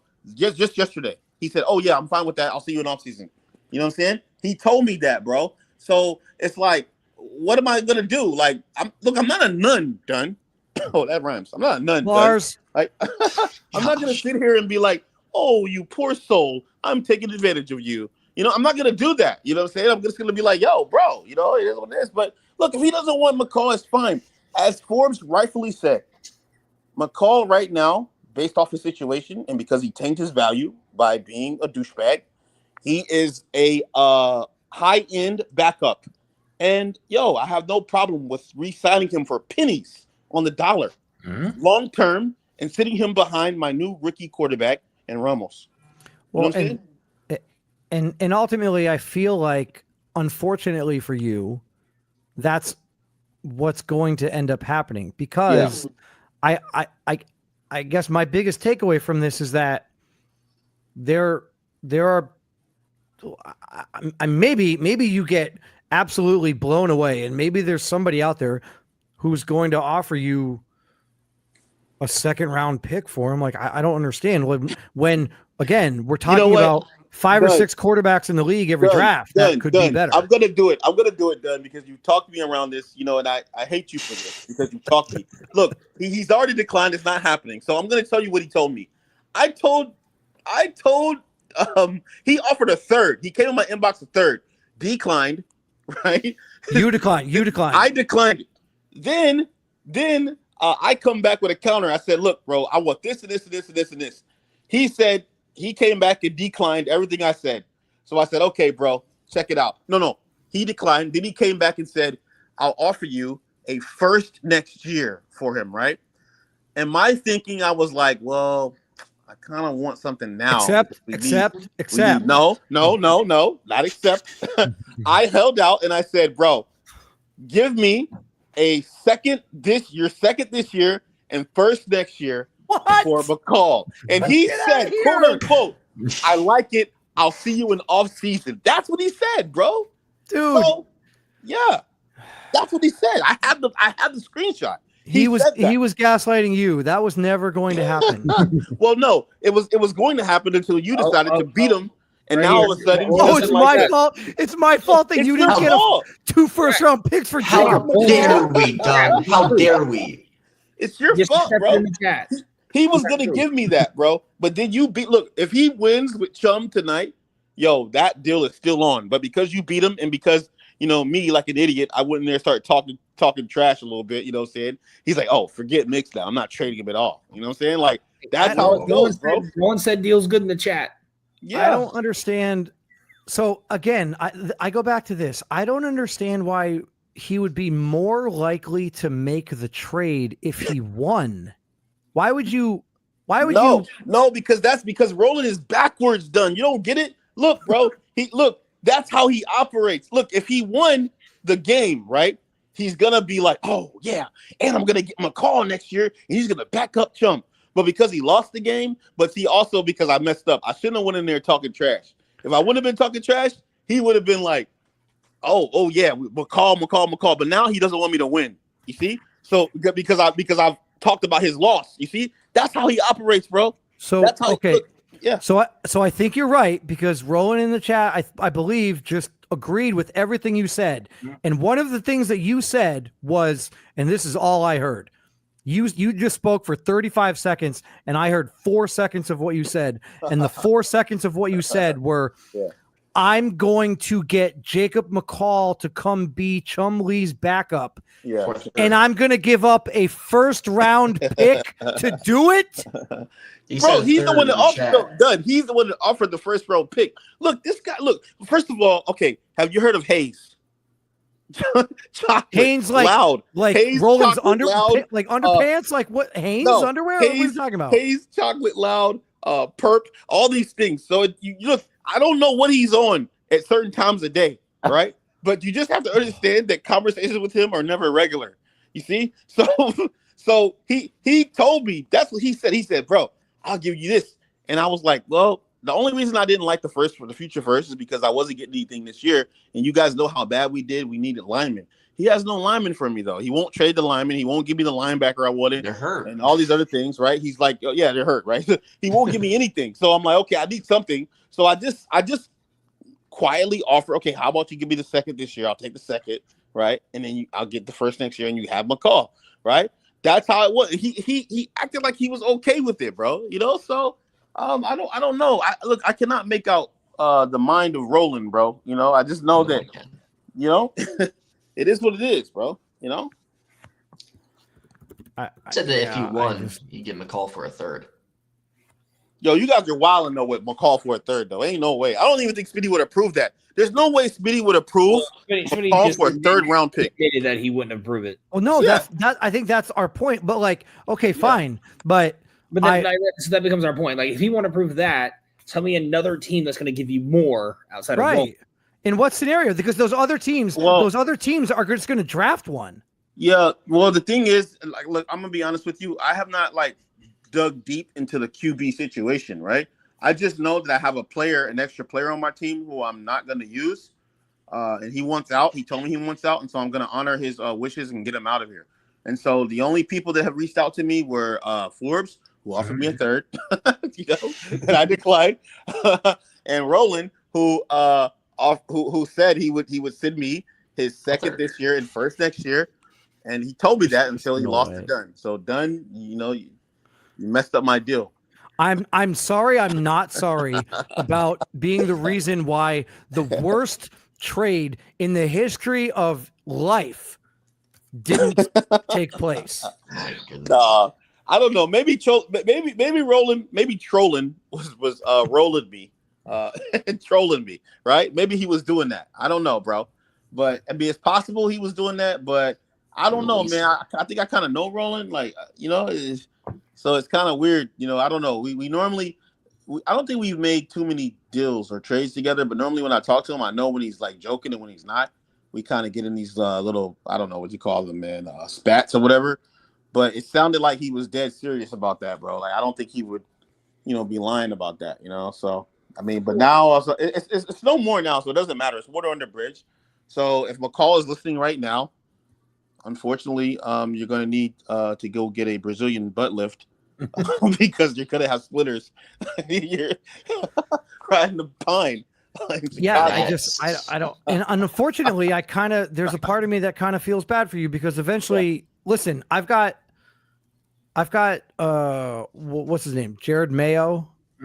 I forget his name as my backup quarterback. Yeah, Jared Mayo. And there was a point where Miles McCain got hurt, and Mayo stepped in, and he kept us in the game. Yeah, and so that's my backup quarterback. If anybody in the world came to me right now and said, I'll give you a 3rd round pick for that guy. Yeah. I would hit accept in a minute. And I get it. It's not the same. He's 31 years old. Yeah. You know, McCall's 22. I understand all that. But my point is, we're talking about a backup quarterback. Like, I don't, at what point is anything better than nothing? Right. Well, I think if you have to look at it like this across the league. He's an 80. I think he's an 83 or an 84. He's an 85. 85. He's an 85 overall. So he's better than half the league at quarterback. Am I correct? No, he's not. But he's not. I mean, he's not. He's That's better than Ronnie Shanahan. Overall wise, guys. He's not. Huh? Are you sure? Yes, I'm sure. I have 2 quarterbacks on my team that are higher overall than him. No, wait a second. Look. Okay. Look. You guys. So you do the guys Hogs, I think. Well, no, Shanahan's not. 85 overall, though, for a 22-year-old is still impactful, and he just needs to be in the right system. If he's in the right system, but the thing is now he loses to star dev. That's not my fault. He loses to star dev, bro. He decided that he wouldn't. He wanted to play this game where he's just like, "Hey guys, oh good morning," and not go to the games. So that's his fault for not becoming, keeping the I just looked at an 85. He's only the 24th highest quarterback. Okay, fine, Forbes. You've got the stats, but guess what? That's not Rob's fault. Wait, that's but his fault. We're not saying okay, but Rob, hold on. Here's a question I have with the quarterback situation in the RFL. To any team who's looking for a quarterback, they're already picking in the top 10, getting their own, or he's a backup anywhere else. Yeah, value dictates. Well, look. Forbes, I don't care what you say. I don't care what you say, Forbes. I'm never going to trade him to you. Well, everybody's going to have different values on the guy. Wait, but hold on. Yeah, forget about his trade value, right? Like, let's get off his trade value for a second. I think here's where I'm more focused. If you have him on your team, and there's value there, like I guess we can all agree that there's some value there. I'm not going to sign up for the 1st round value. He wasn't even a 1st round pick. I'm not going to sign up. I mean, if it was a late 2nd round pick, maybe if I wanted a backup or my starters were mediocre or trash, maybe, or on an expiring contract, like I could understand Forbes' interest because Kearney's on the expiring contract. Wait, he doesn't know. Doug, but hold on. Before anything, yeah. He's already on your team, and you're talking about him needing to be in the right scheme and in the right fit. So why don't you just? Why aren't you putting Because my team doesn't fit that. My team is not about one player. But Rob, my team is about everybody. But Rob, nobody on your team wants to be there. So why aren't you just changing your scheme? No, that's actually you just making up stuff. So I don't. What do you mean I'm not gonna feed into that. I'm not gonna. What do you mean me making it up? Half of your team wants to be traded.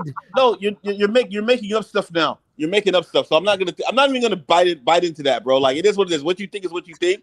You know, whatever CP decided what he was gonna do, he did what he did. Hodge wanted to go coach. Hodge is still on my team. So what are you talking about? You're saying multiple people. There's only one person that left my team. It was CP. But that's the end of that. I'm not going to go down a rabbit hole with you. I'm not going to go down the rabbit hole. But what I'm going to say is this, bro. McCall situation is McCall's situation. It's different from CP's. It's different from Hodges. It has nothing to do with me at all. It's him. You know what I'm saying? He decided that he was going to do that. And you don't believe me, ask Smitty. Because we have the screenshots where he came to me when I was starting him. Everybody wants to play in this league, Dunn. Am I correct? Yeah. And I started him. Bro. And I did bench him one game. I benched him one game because of Yankee. You know what I'm saying? And the rest of the team, people were saying let's sit him, and he was saying sit me too, right? But it didn't work out, right? So.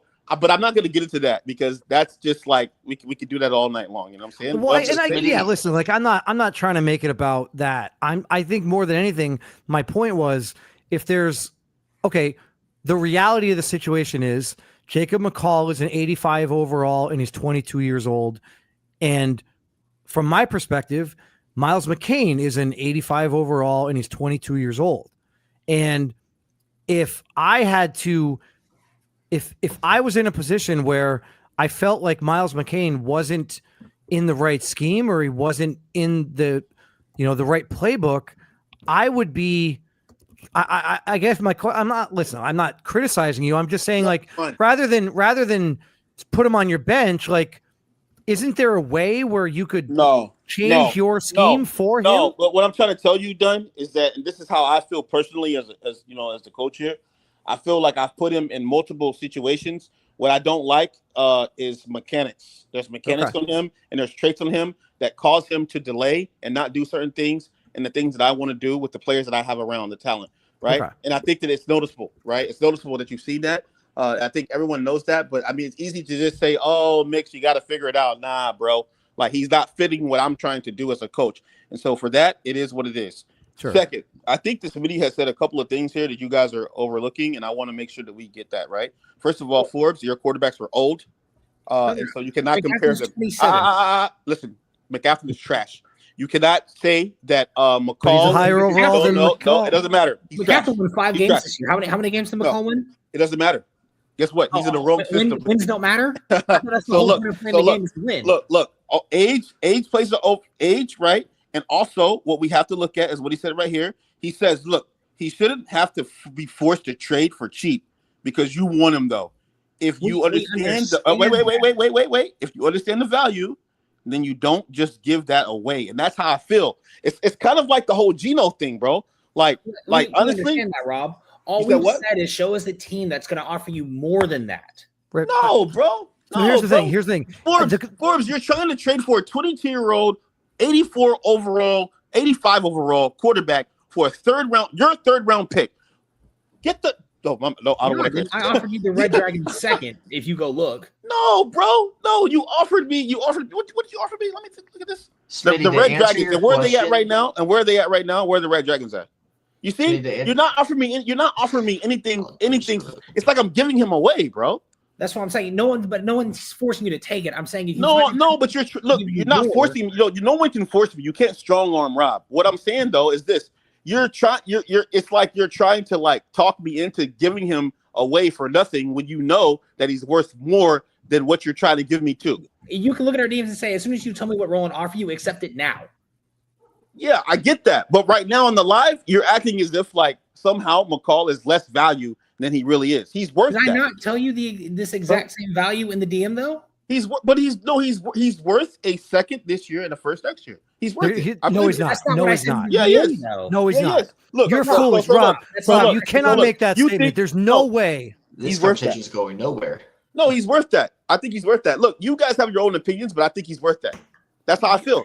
Okay. I don't feel that in the draft you're going to get an 85 overall 22-year-old. You're not going to get him. You're not, but you're going to get an 80. You're going to get a 78 overall 21-year-old, and at the end of his rookie year, he's going to be Jordan Granger.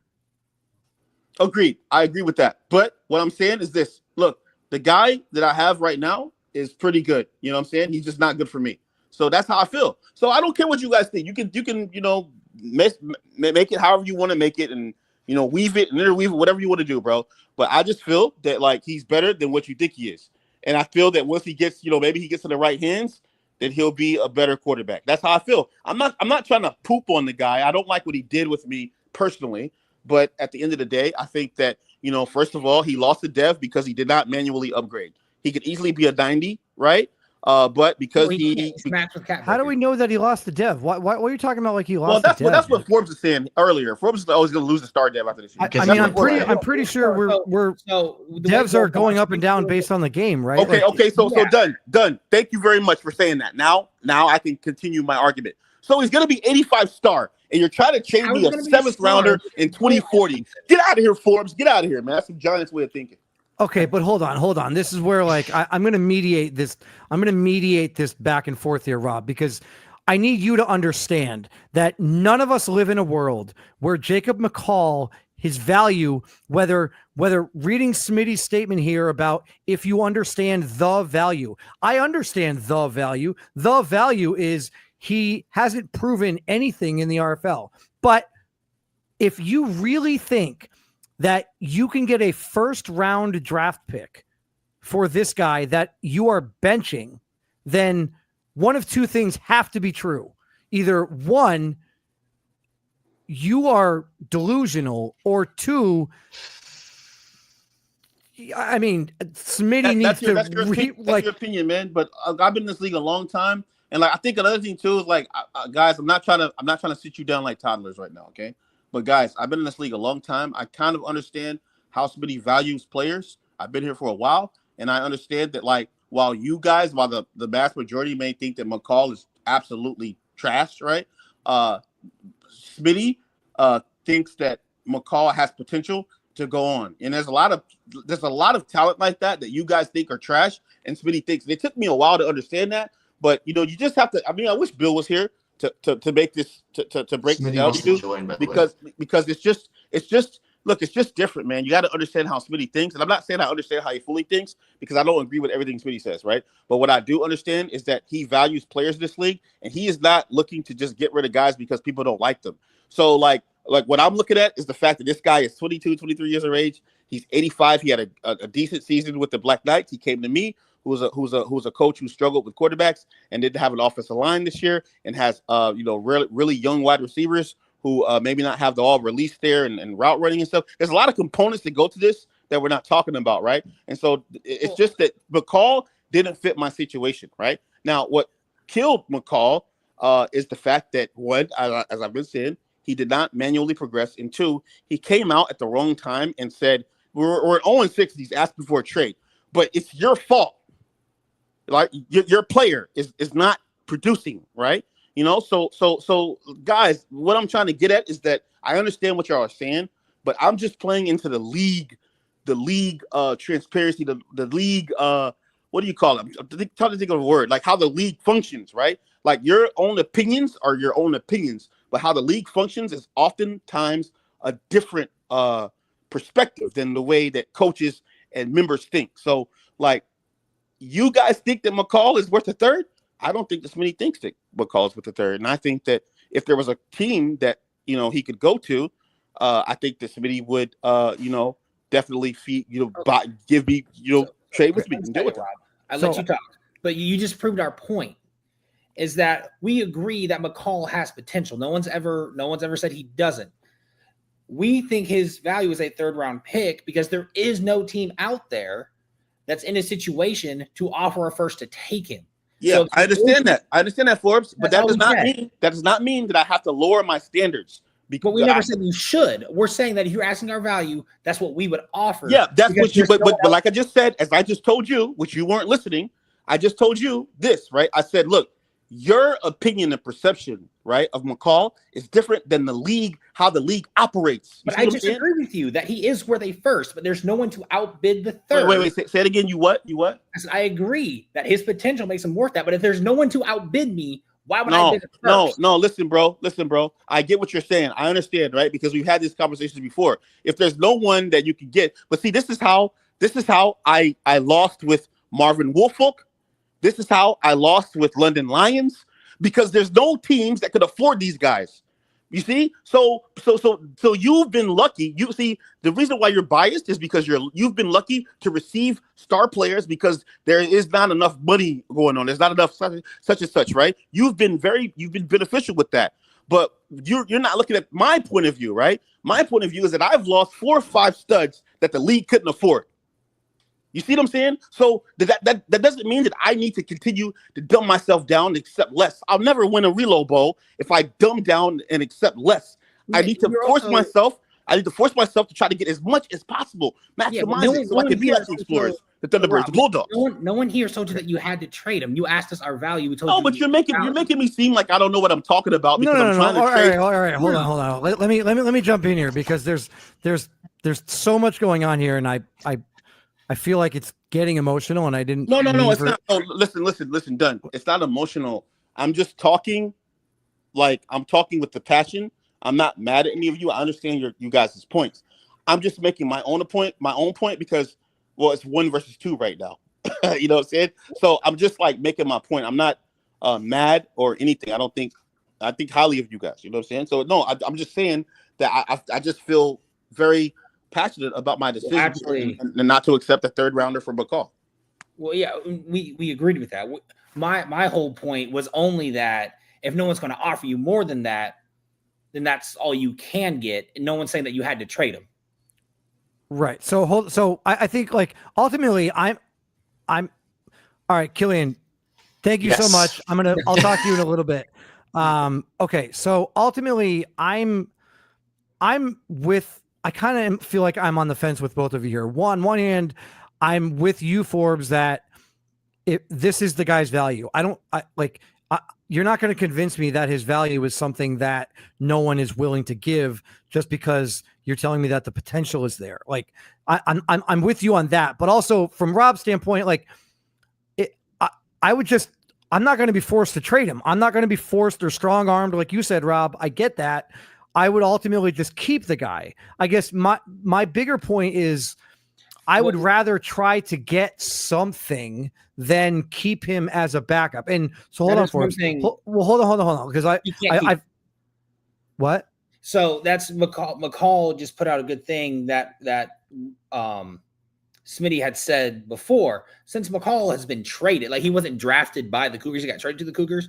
McCall can decide to resign or not. He can say, I don't want to be here, and just go into free agency. Well, that's fine. So then he goes into free agency. So I guess that's part of my point and this is where I'm sorry. I apologize. I know that you guys have been wanting this and it's going to happen in the next 30 seconds. I promise. I am a firm believer, and everybody knows this, that the league dictates value. Wait, when did Smitty say this? When did Smitty say this? He didn't, but VC we had a couple weeks ago. Okay, so Forbes, I'm just going to tell you right now. What? Where are we going?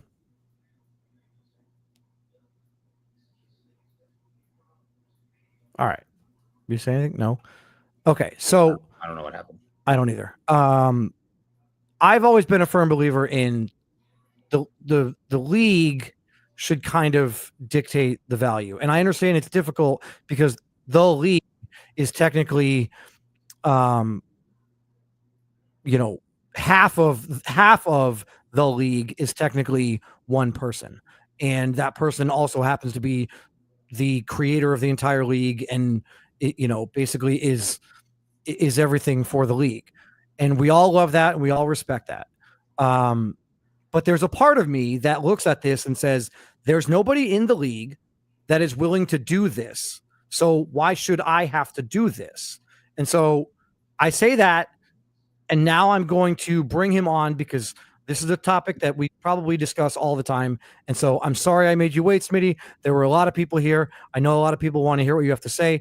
I'm going to bring you into this conversation and understand that we are all friends. We all love each other. This is a great league. Oh yeah, I think there's just a difference of. Hey, I'm not about to go off crazy or nothing like this. I think what the problem is that, bro, I've done this longer than anybody, bro. And so I have a very good understanding of what potential is when it comes to players. So it's like the way you look at it, you guys unintentionally are looking at players and certain things, but are using how you can benefit from it instead of looking at it from a league-wide standpoint. But so I don't care about the league. I care about myself if I'm making the trade. That's your loss for not being able to make that trade for that player. That's what I'm saying. So just because, but I don't make trades for the league. I make trades for myself. But this is what I'm saying. If you're making trades for yourself, you can't. That's your decision. That's your decision not to give up that piece for what that person's value is. So you have to understand if you can't give that, then that's your loss. You can't be mad at that, Rob. But Rob, I mean, Smitty, my only argument to the entire thing was no one said he had to trade him. He asked our value. I gave my opinion. Yeah. Is that he asked what our value is? I said a third. Unless you can show me a team that's going to offer more than a third, if he wants to move him, that's what he has to take because no one's offering more. I mean, I do get your point if that was the case, but then again, you have to think, and I understand what you mean, Forbes. But you also have to look at it from like my point of view, I could still definitely give more than that from a CPU team, but I still have more time to think about that decision because I don't know how the draft's going to play out.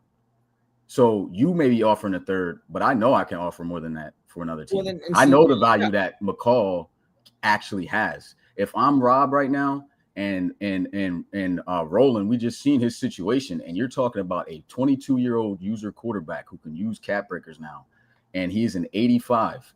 That is very valuable. I will not trade anything like that to a person who just had the success that he had for something like a third round pick. Now, will I agree with Rob to say that a second and a first round? I think that's a little bit above, in my opinion. Like I would would I approve the trade? It'll be like, okay, that's that over the top thing where My bad, would Rob. approve, but it's definitely an L for the person who gave that away for that. But to say that McCall is not worth more than a first round draft pick, that's false. So, Because Smitty, can you talk about this a little bit, because I know that a lot of people have asked about this, and I haven't asked about it, but I'm curious about it because a lot of people have asked me about it. The whole cap breakers thing, where is that? Where does that stand right now, and what is that like? Can you explain that a little bit more, and like when that's happening and what? Well, it's already happened. So the dudes who've been paying attention have already used it, and it's taken a minute to actually, get it through. I was trying to do it. It's going to take so long for me to be able to get it on paper, but I pretty much have the blueprint for the pricing. So it's just like looking at what I was able to do.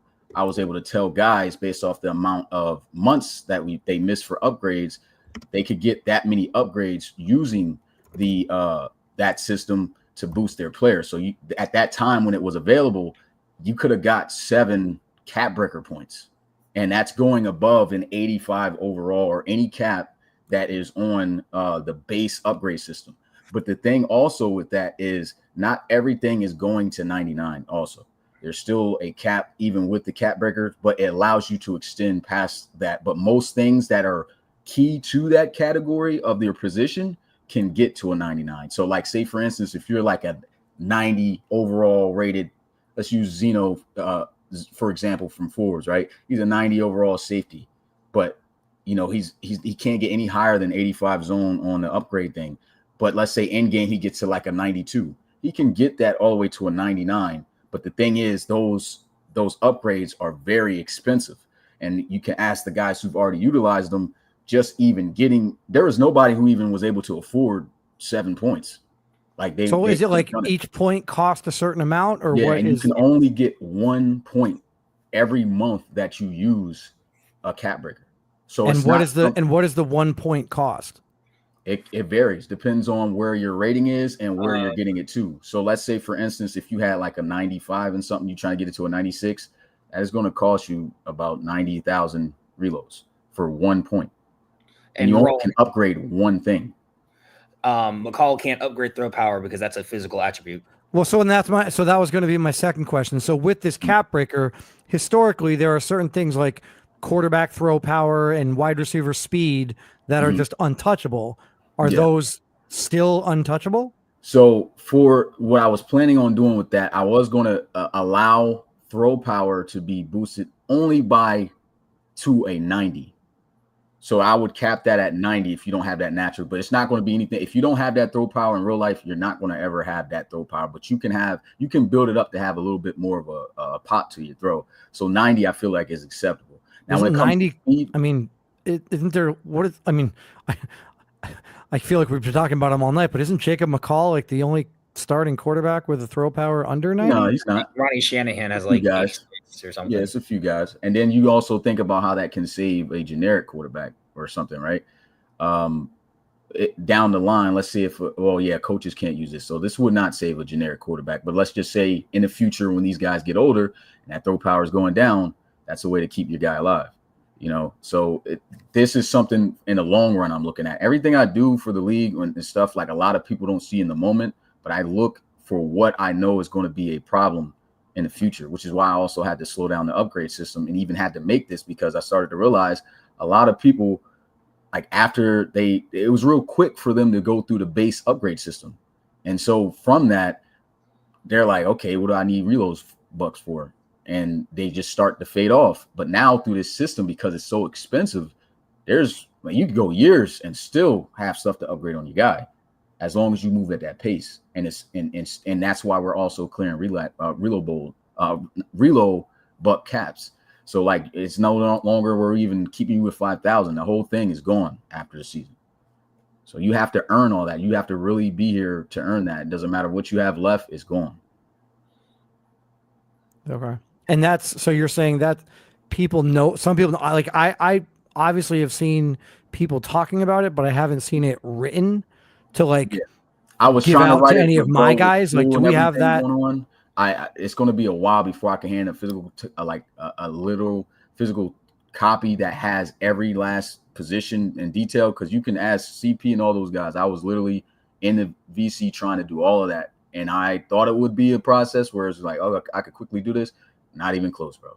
Like that's going to take a very long time. But because I already have I have an idea. It's easy for me right now to just off the top with no visual to know what the pricing is, you know, based on the position. Because it's kind of the same thing, but to type all of that out for every position, for every attribute, would have to make a separate window for like in an Excel sheet to visualize that. That's going to be a lot. So that's the reason why it's taking so long. But pretty much we have that system in place now. Like I'm going to be able to do it that way until I have the time to actually show it to everyone visually, but it will still be the same prices that I'm charging people. Yeah, I think ultimately just knowing like what the dollar amount is, like if you can boost your acceleration from an 89 to a 90 and it costs 40,000 reloads or 80,000 reloads, acceleration whatever, like, is another thing too that can get above the cap. Like acceleration, if you're working through the base package and you're already slow, you can only be +5 past whatever your speed is. That means like if you're a slower guy and you got like a 78, you can only boost your acceleration up to 83. Right? But you know, for faster guys or whatever, a lot of dudes back in the old college series would have like 85 acceleration. With a cap breaker, you can get that up to 90 like a throw power. It won't go anything higher than that, but you can get that like those things that are almost impossible, that are impossible to move on a base. You can move it up just a tad bit past the threshold to get you be able to perform decently. Okay, so if I'm understanding this correctly, hypothetically speaking, let's say Miles is an 87 short throw, and obviously that's past the cap of 85, but he can go from an 87 to an 88. He can only go 1 point at a time, 1 point per upgrade period. And for him to go from an 87 to an 88, to go up that 1 point in that in short accuracy, what is the cost of that? Not off the top of my I think everything is different. Off the top of my head though, that would be somewhere probably around, if we're talking about 80 something close as that's probably like 70K, 65, something like that. Okay. So this is, and so every individual attribute is different. Every individual attribute, depending on where you're going to next, it's a higher price for it. And then do the prices go up as the attribute grade goes up? Yes. So the attributes are different on their own, but then also the cost to go from 85 to 86 is less than the cost to go from 86 to 87. Correct? No, it's more. So if you're going, that's what I'm saying. 80, the cost to go from 85 to 86 is less than the cost to go from 86 to 87. Oh yep. Okay. Yeah. All right. Yeah, that's exactly how it works. Like it goes in certain increments. Like either that could be 5,000, 10,000. Depends on how important that attribute is to that position. Determines the price. Okay. But yeah, I see Roland talking about the throw power of Dre. Dre didn't always have an 87. That's all I'm gonna say. Used to be in the 90s. Pecan, good win tonight, Don. I appreciate it, buddy. Oh yeah. Congrats on that, man. I think Rob jumped back. I'm gonna try to get out of here in a couple minutes because it's almost 1 o'clock in the morning. Yeah, no, this has been a good pod. This is stuff I know I wasn't gonna be able to talk about on here, so that's why I said. Yeah. No, I mean it's all good. Like I feel like this is a lot of it's information that a lot of people ask about and don't necessarily know. Some of the stuff, like you said, I didn't realize there are people actually taking advantage of this. Like I might have some guys that would love to. And that comes down to people just flat out paying attention, because I literally tag everybody with this stuff. It's just either you either saw it or you didn't. And if you didn't see it, there's nobody to blame on that but you, because it goes with the upgrades. Like literally whenever an upgrade happens, I'm tagging everybody. So if you anybody that's a player out there, this information is always out there. Like even when we went back to when we talked about the ages of the college series players like coming out, like I've been posted that information out there for people to understand how old they were going to be coming out based off of when they played. And that was like over a year ago, from the time that it was asked for. So you just got to pay attention to what's going on, but you will be tagged on important information like that. If player, coach, whatever it is, it's always going to be out there for you, and I can send that to you. Smitty, did you think we were going to win tonight or what? Yeah, I mean, I picked y'all to win this week. Really? Because I'm pretty sure you've been shaving points off my score the last 3 years. I picked y'all to win though, man. Because I mean, obviously, I'm gonna be honest, bro. Even with Jordy Johnson, I don't think they would have won. And the reason why is because simply the streak. And when you understand and you play, you go through Madden's long enough, and you start to see the trend that teams start to take. Like your team starts to build a morale throughout the year. Like even looking at the the Marshals, it's not hard to tell why they flipped that season around. If you look at the rest of those games, they weren't losing by much. And honestly, the same thing could have happened for Rob and his Cougars. Like sometimes it's just an unfortunate season. And it just happens. And a lot of people would like to blame what happens within the game or and stuff like that. But sometimes that's just what it is. Sometimes it's just that game. And that's why that's why I value certain players, because I understand how Madden works. McCall is a great example to go back to, because if you look at all the other prior Maddens that he played in, even when he was with the Black Knights, he was a great player when given the opportunity. This Madden, the team was already operating and not performing at the beginning, so they are already kind of low down, and the schemes just weren't meshing with them on time yet. And honestly, there's a lot of coaches, even y'all can say, nobody really knew what they were going to do coming to this season. We didn't have time to test any of that. Like we literally had to throw stuff to the wind and figure out if it worked or not. And that's what also led to the changes later on in the season for a lot of teams, like even the Marshals, because if it wasn't for Hodge finding that scheme, that book that worked for that team, they would have been just as bad. They would have been just as bad as Rob. But like I said, the Cougars, when you look at the situation, right, when you're looking at the Cougars, this is a team that sometimes it's just a Madden. And if your quarterback does not vibe with that Madden, you can't blame Madden, because everyone has to play on it. But you have to understand that this is what it is, right? You have to understand that, okay, this is how my quarterback going to behave this season. And if we're operating like a real league, like real life, this stuff happens in real life.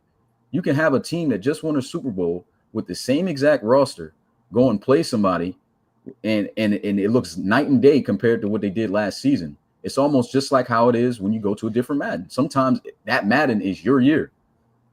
It looked like it was the Armadillos' year at the beginning of this year, and things changed just like that. Well, it sure did look like it was going to be the Armadillos at the beginning of this year, but I'm going to tell you right now, I can confidently say that it will not be the Armadillos that are winning the Real Bowl this year. That is a credit to Roland, you already know when we get to your game, bro. Hey, no, now shout out to Roland though, man. He already knows I'm usually like hard on him. I'm going to be hard on anybody who talks trash and you don't live up to it. And I'm not going to say he didn't live up to it. You took this team to the playoffs for the first time. I'm just glad. But I told him that this was going to happen. And in the beginning of the season, I told him that this was going to happen. And it's clear to see how certain teams are going to do. Because if you look at every Armadillos game, things were close. They were winning, coming back, and they were one-dimensional. There's no way you're winning a Real Bowl like that. When have we ever seen a one-dimensional team in the league? You're talking trash now. Yeah. Yeah, I can talk trash. You know what I mean? But this is not really like, it's not really trash. So this is just me saying like what really got mad really, at us for saying the same thing. Oh yeah. And I definitely agree with y'all. Y'all weren't talking trash. Y'all were just literally stating the obvious from Neon Sports. Anybody would do that. Like you literally had the worst run game at the time. You moved up 3 slots, but bro, you had the worst run game in the league. if you think you're going to beat heavy defensive end teams going in the postseason with that, and you never address that, it's over. And But then not Smitty, to mention, But Smitty, he wanted me to shine his shoes. He called me a peasant. He wondered what kind of M&M he was going to get tonight, and I was like, "Listen, you're getting Yes. solid gold M&Ms, okay?" but that's Roland, bro. Like I understand Roland's Oh, yes. personality. I'm not gonna like crucify the dude. You know, understand that he's always gonna talk his trash, but I always want to make it a point to him that he knows that when you do that, I'm gonna talk just as much trash back to you. So is everyone else in this community. And so, like, when you give that energy, just be prepared for it to be received back. I'm pretty sure Roland don't care. Like, I know he's salty. I know for a fact he's salty, but he don't care, bro. Like, he still did what he needed to do. We're looking forward to what he's doing next season. I'm gonna be honest, man. You know, he might not even be nowhere near as good as this next year. And You need to just you know how it Especially the is. Dreadnoughts and Voyagers bounce back. Yeah. when you're talking about the game tomorrow, you just need to take this picture and put a little caption in the top corner that says "Coach done," and in the bottom left corner, "Rolling," and just put a little jersey. Put Jordy Johnson's jersey on that crazy. armadillo right there. Just call it. Good Yeah, call game. Where Just did you call find game. that, bro? You just Googled that and that you just found that? No, man. Chat GPT for the Oh, win. ChatGPT created it? I just went to Chat GPT. I could tell you exactly what I wrote. Yeah, that's I a said goated pick, bro. create a picture of a gold miner holding up a dead armadillo. Yeah, bro, I would definitely save that in the vote. That picture is good. And that's exactly what it came up with, and I was like, "Oh, this is perfect." If I had more time, Discourse. So every time Roland talks, someone just posts the picture. we need you know how you have the little emojis, like the obviously the check buttons and everything for in the Discord. Yeah, like you have that one of me in my random podcast one day that is like an emoji. We should take that and put it for in the little in the little time y'all lose, every gallery. time they lose to the miners. Every time. Every time he loses in general. Every time the armadillos lose in general, you just holding up. You need to get one with the dillo. old school cartoon boot where he's about to kick that dillo in that same position, bro. Talk about heavy duty Timberland gold mine boot. Oh, that's funny. But All yeah, right. man. I know y'all probably really trying to get out of here. Anybody who wants to, because honestly, I just got out of school, had to pass this hard behind test, but I'm freed up. If anybody wants to extend any of this conversation, MVC for tonight. I mean, I don't got nothing to do tomorrow except for pod. So Well, there you go. You guys heard it. Go join Smitty in the VC. I'm gonna get out of here. Smitty, I appreciate you coming on. Obviously, lots of conversation. No problem. Enjoy tomorrow night. I'm sure there'll be plenty to talk about on the podcast tomorrow night. And then we are into the divisional round. Yes, We are now into the second round of the playoffs. Do you have that schedule? Do you have that schedule yet or no? Yeah, you know, I'm saving that for the pod. So okay, but you'll have it. You'll have it for tomorrow. Okay. Yeah, I already got it. I already written it up as soon as I figured out who was in there. I knew where I was going to go. So okay, cool. Yeah, it's already set up. I will let you guys know that I do have it planned for still Monday, Wednesday, and Friday. So okay. I plan on having 2 games on Monday, 1 game on Wednesday, 1 game on Friday. And it will be, I won't go by just best game. I will go by conference. So I don't want to play both conference games just like that. I want it to be something you anticipate. Just my opinion. Wouldn't it be better to do 1-2-1? Like have the 2 games on Wednesday? Well, no, because if we're doing on Monday, if we're doing 2 games on that first day, that already sets half the teams, right? And so that builds the anticipation with those last 2 different conference games on who's going to win. So that's going to hype up Wednesday and it's going to hype up Thursday because you don't know who's going to get in there. You know what I'm saying? True. Okay. Yeah. So if Monday is 1 from each, I buy that. I buy that. Okay. Because you don't want one on Monday, and then if it's Wednesday, you know you already got all the games set. Now you're just waiting on one. That now makes Wednesday and Friday's game very exciting to want to tune into. Okay.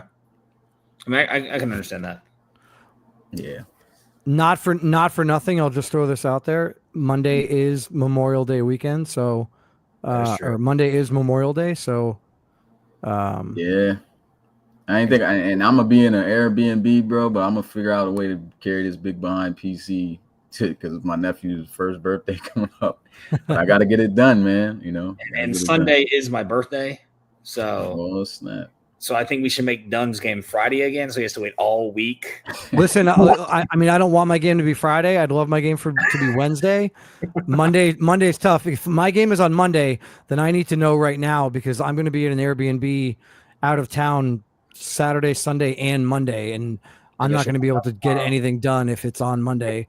So I'm going to have to do that like now. Yeah, your schedule will be out. I honestly. Too. I mean, if that's gonna be like that, yeah, I'm gonna post it. I'm posting the coach lounge. Pat, I'm gonna say this right now, Pat, in the chat, bro. Don't reveal the schedule, bro. You've done that a couple times, bro. Like, that's supposed to be saved for the You're community. You're gonna want to add him in the Discord because he's probably not in here right now. Yeah. And matter of fact, bro, like if you want to know, just I'll DM you.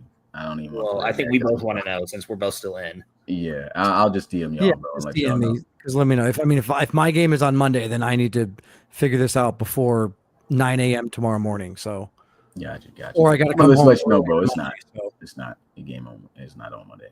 Okay. But yeah. So all right. Well. All right. Well, you guys heard Smitty. He'll be in the VC if you want to hang out and talk more RFL. Obviously, the wild card round is in the books. Congratulations, Coach Forbes, on getting your first playoff victory. I am very appreciative to join you in that exclusive club of getting our first playoff victory as well. For those of you that watch the games tonight, appreciate the support. Great season, Coach Roland. I know it's a little bit disappointing, but you did have a great season. So for those of you that are going to join Smitty in the VC, enjoy the rest of your RFL chat. For those of you that are not, I will not be there. I'm going to head out. And I guess until next time, thank you, Forbes. Thank you, Rob, for coming on. Thank you, Killian Bain. Thank you, Smitty. And I will talk to you guys next week when we are in the divisional playoff round. Take care, everybody. See you guys.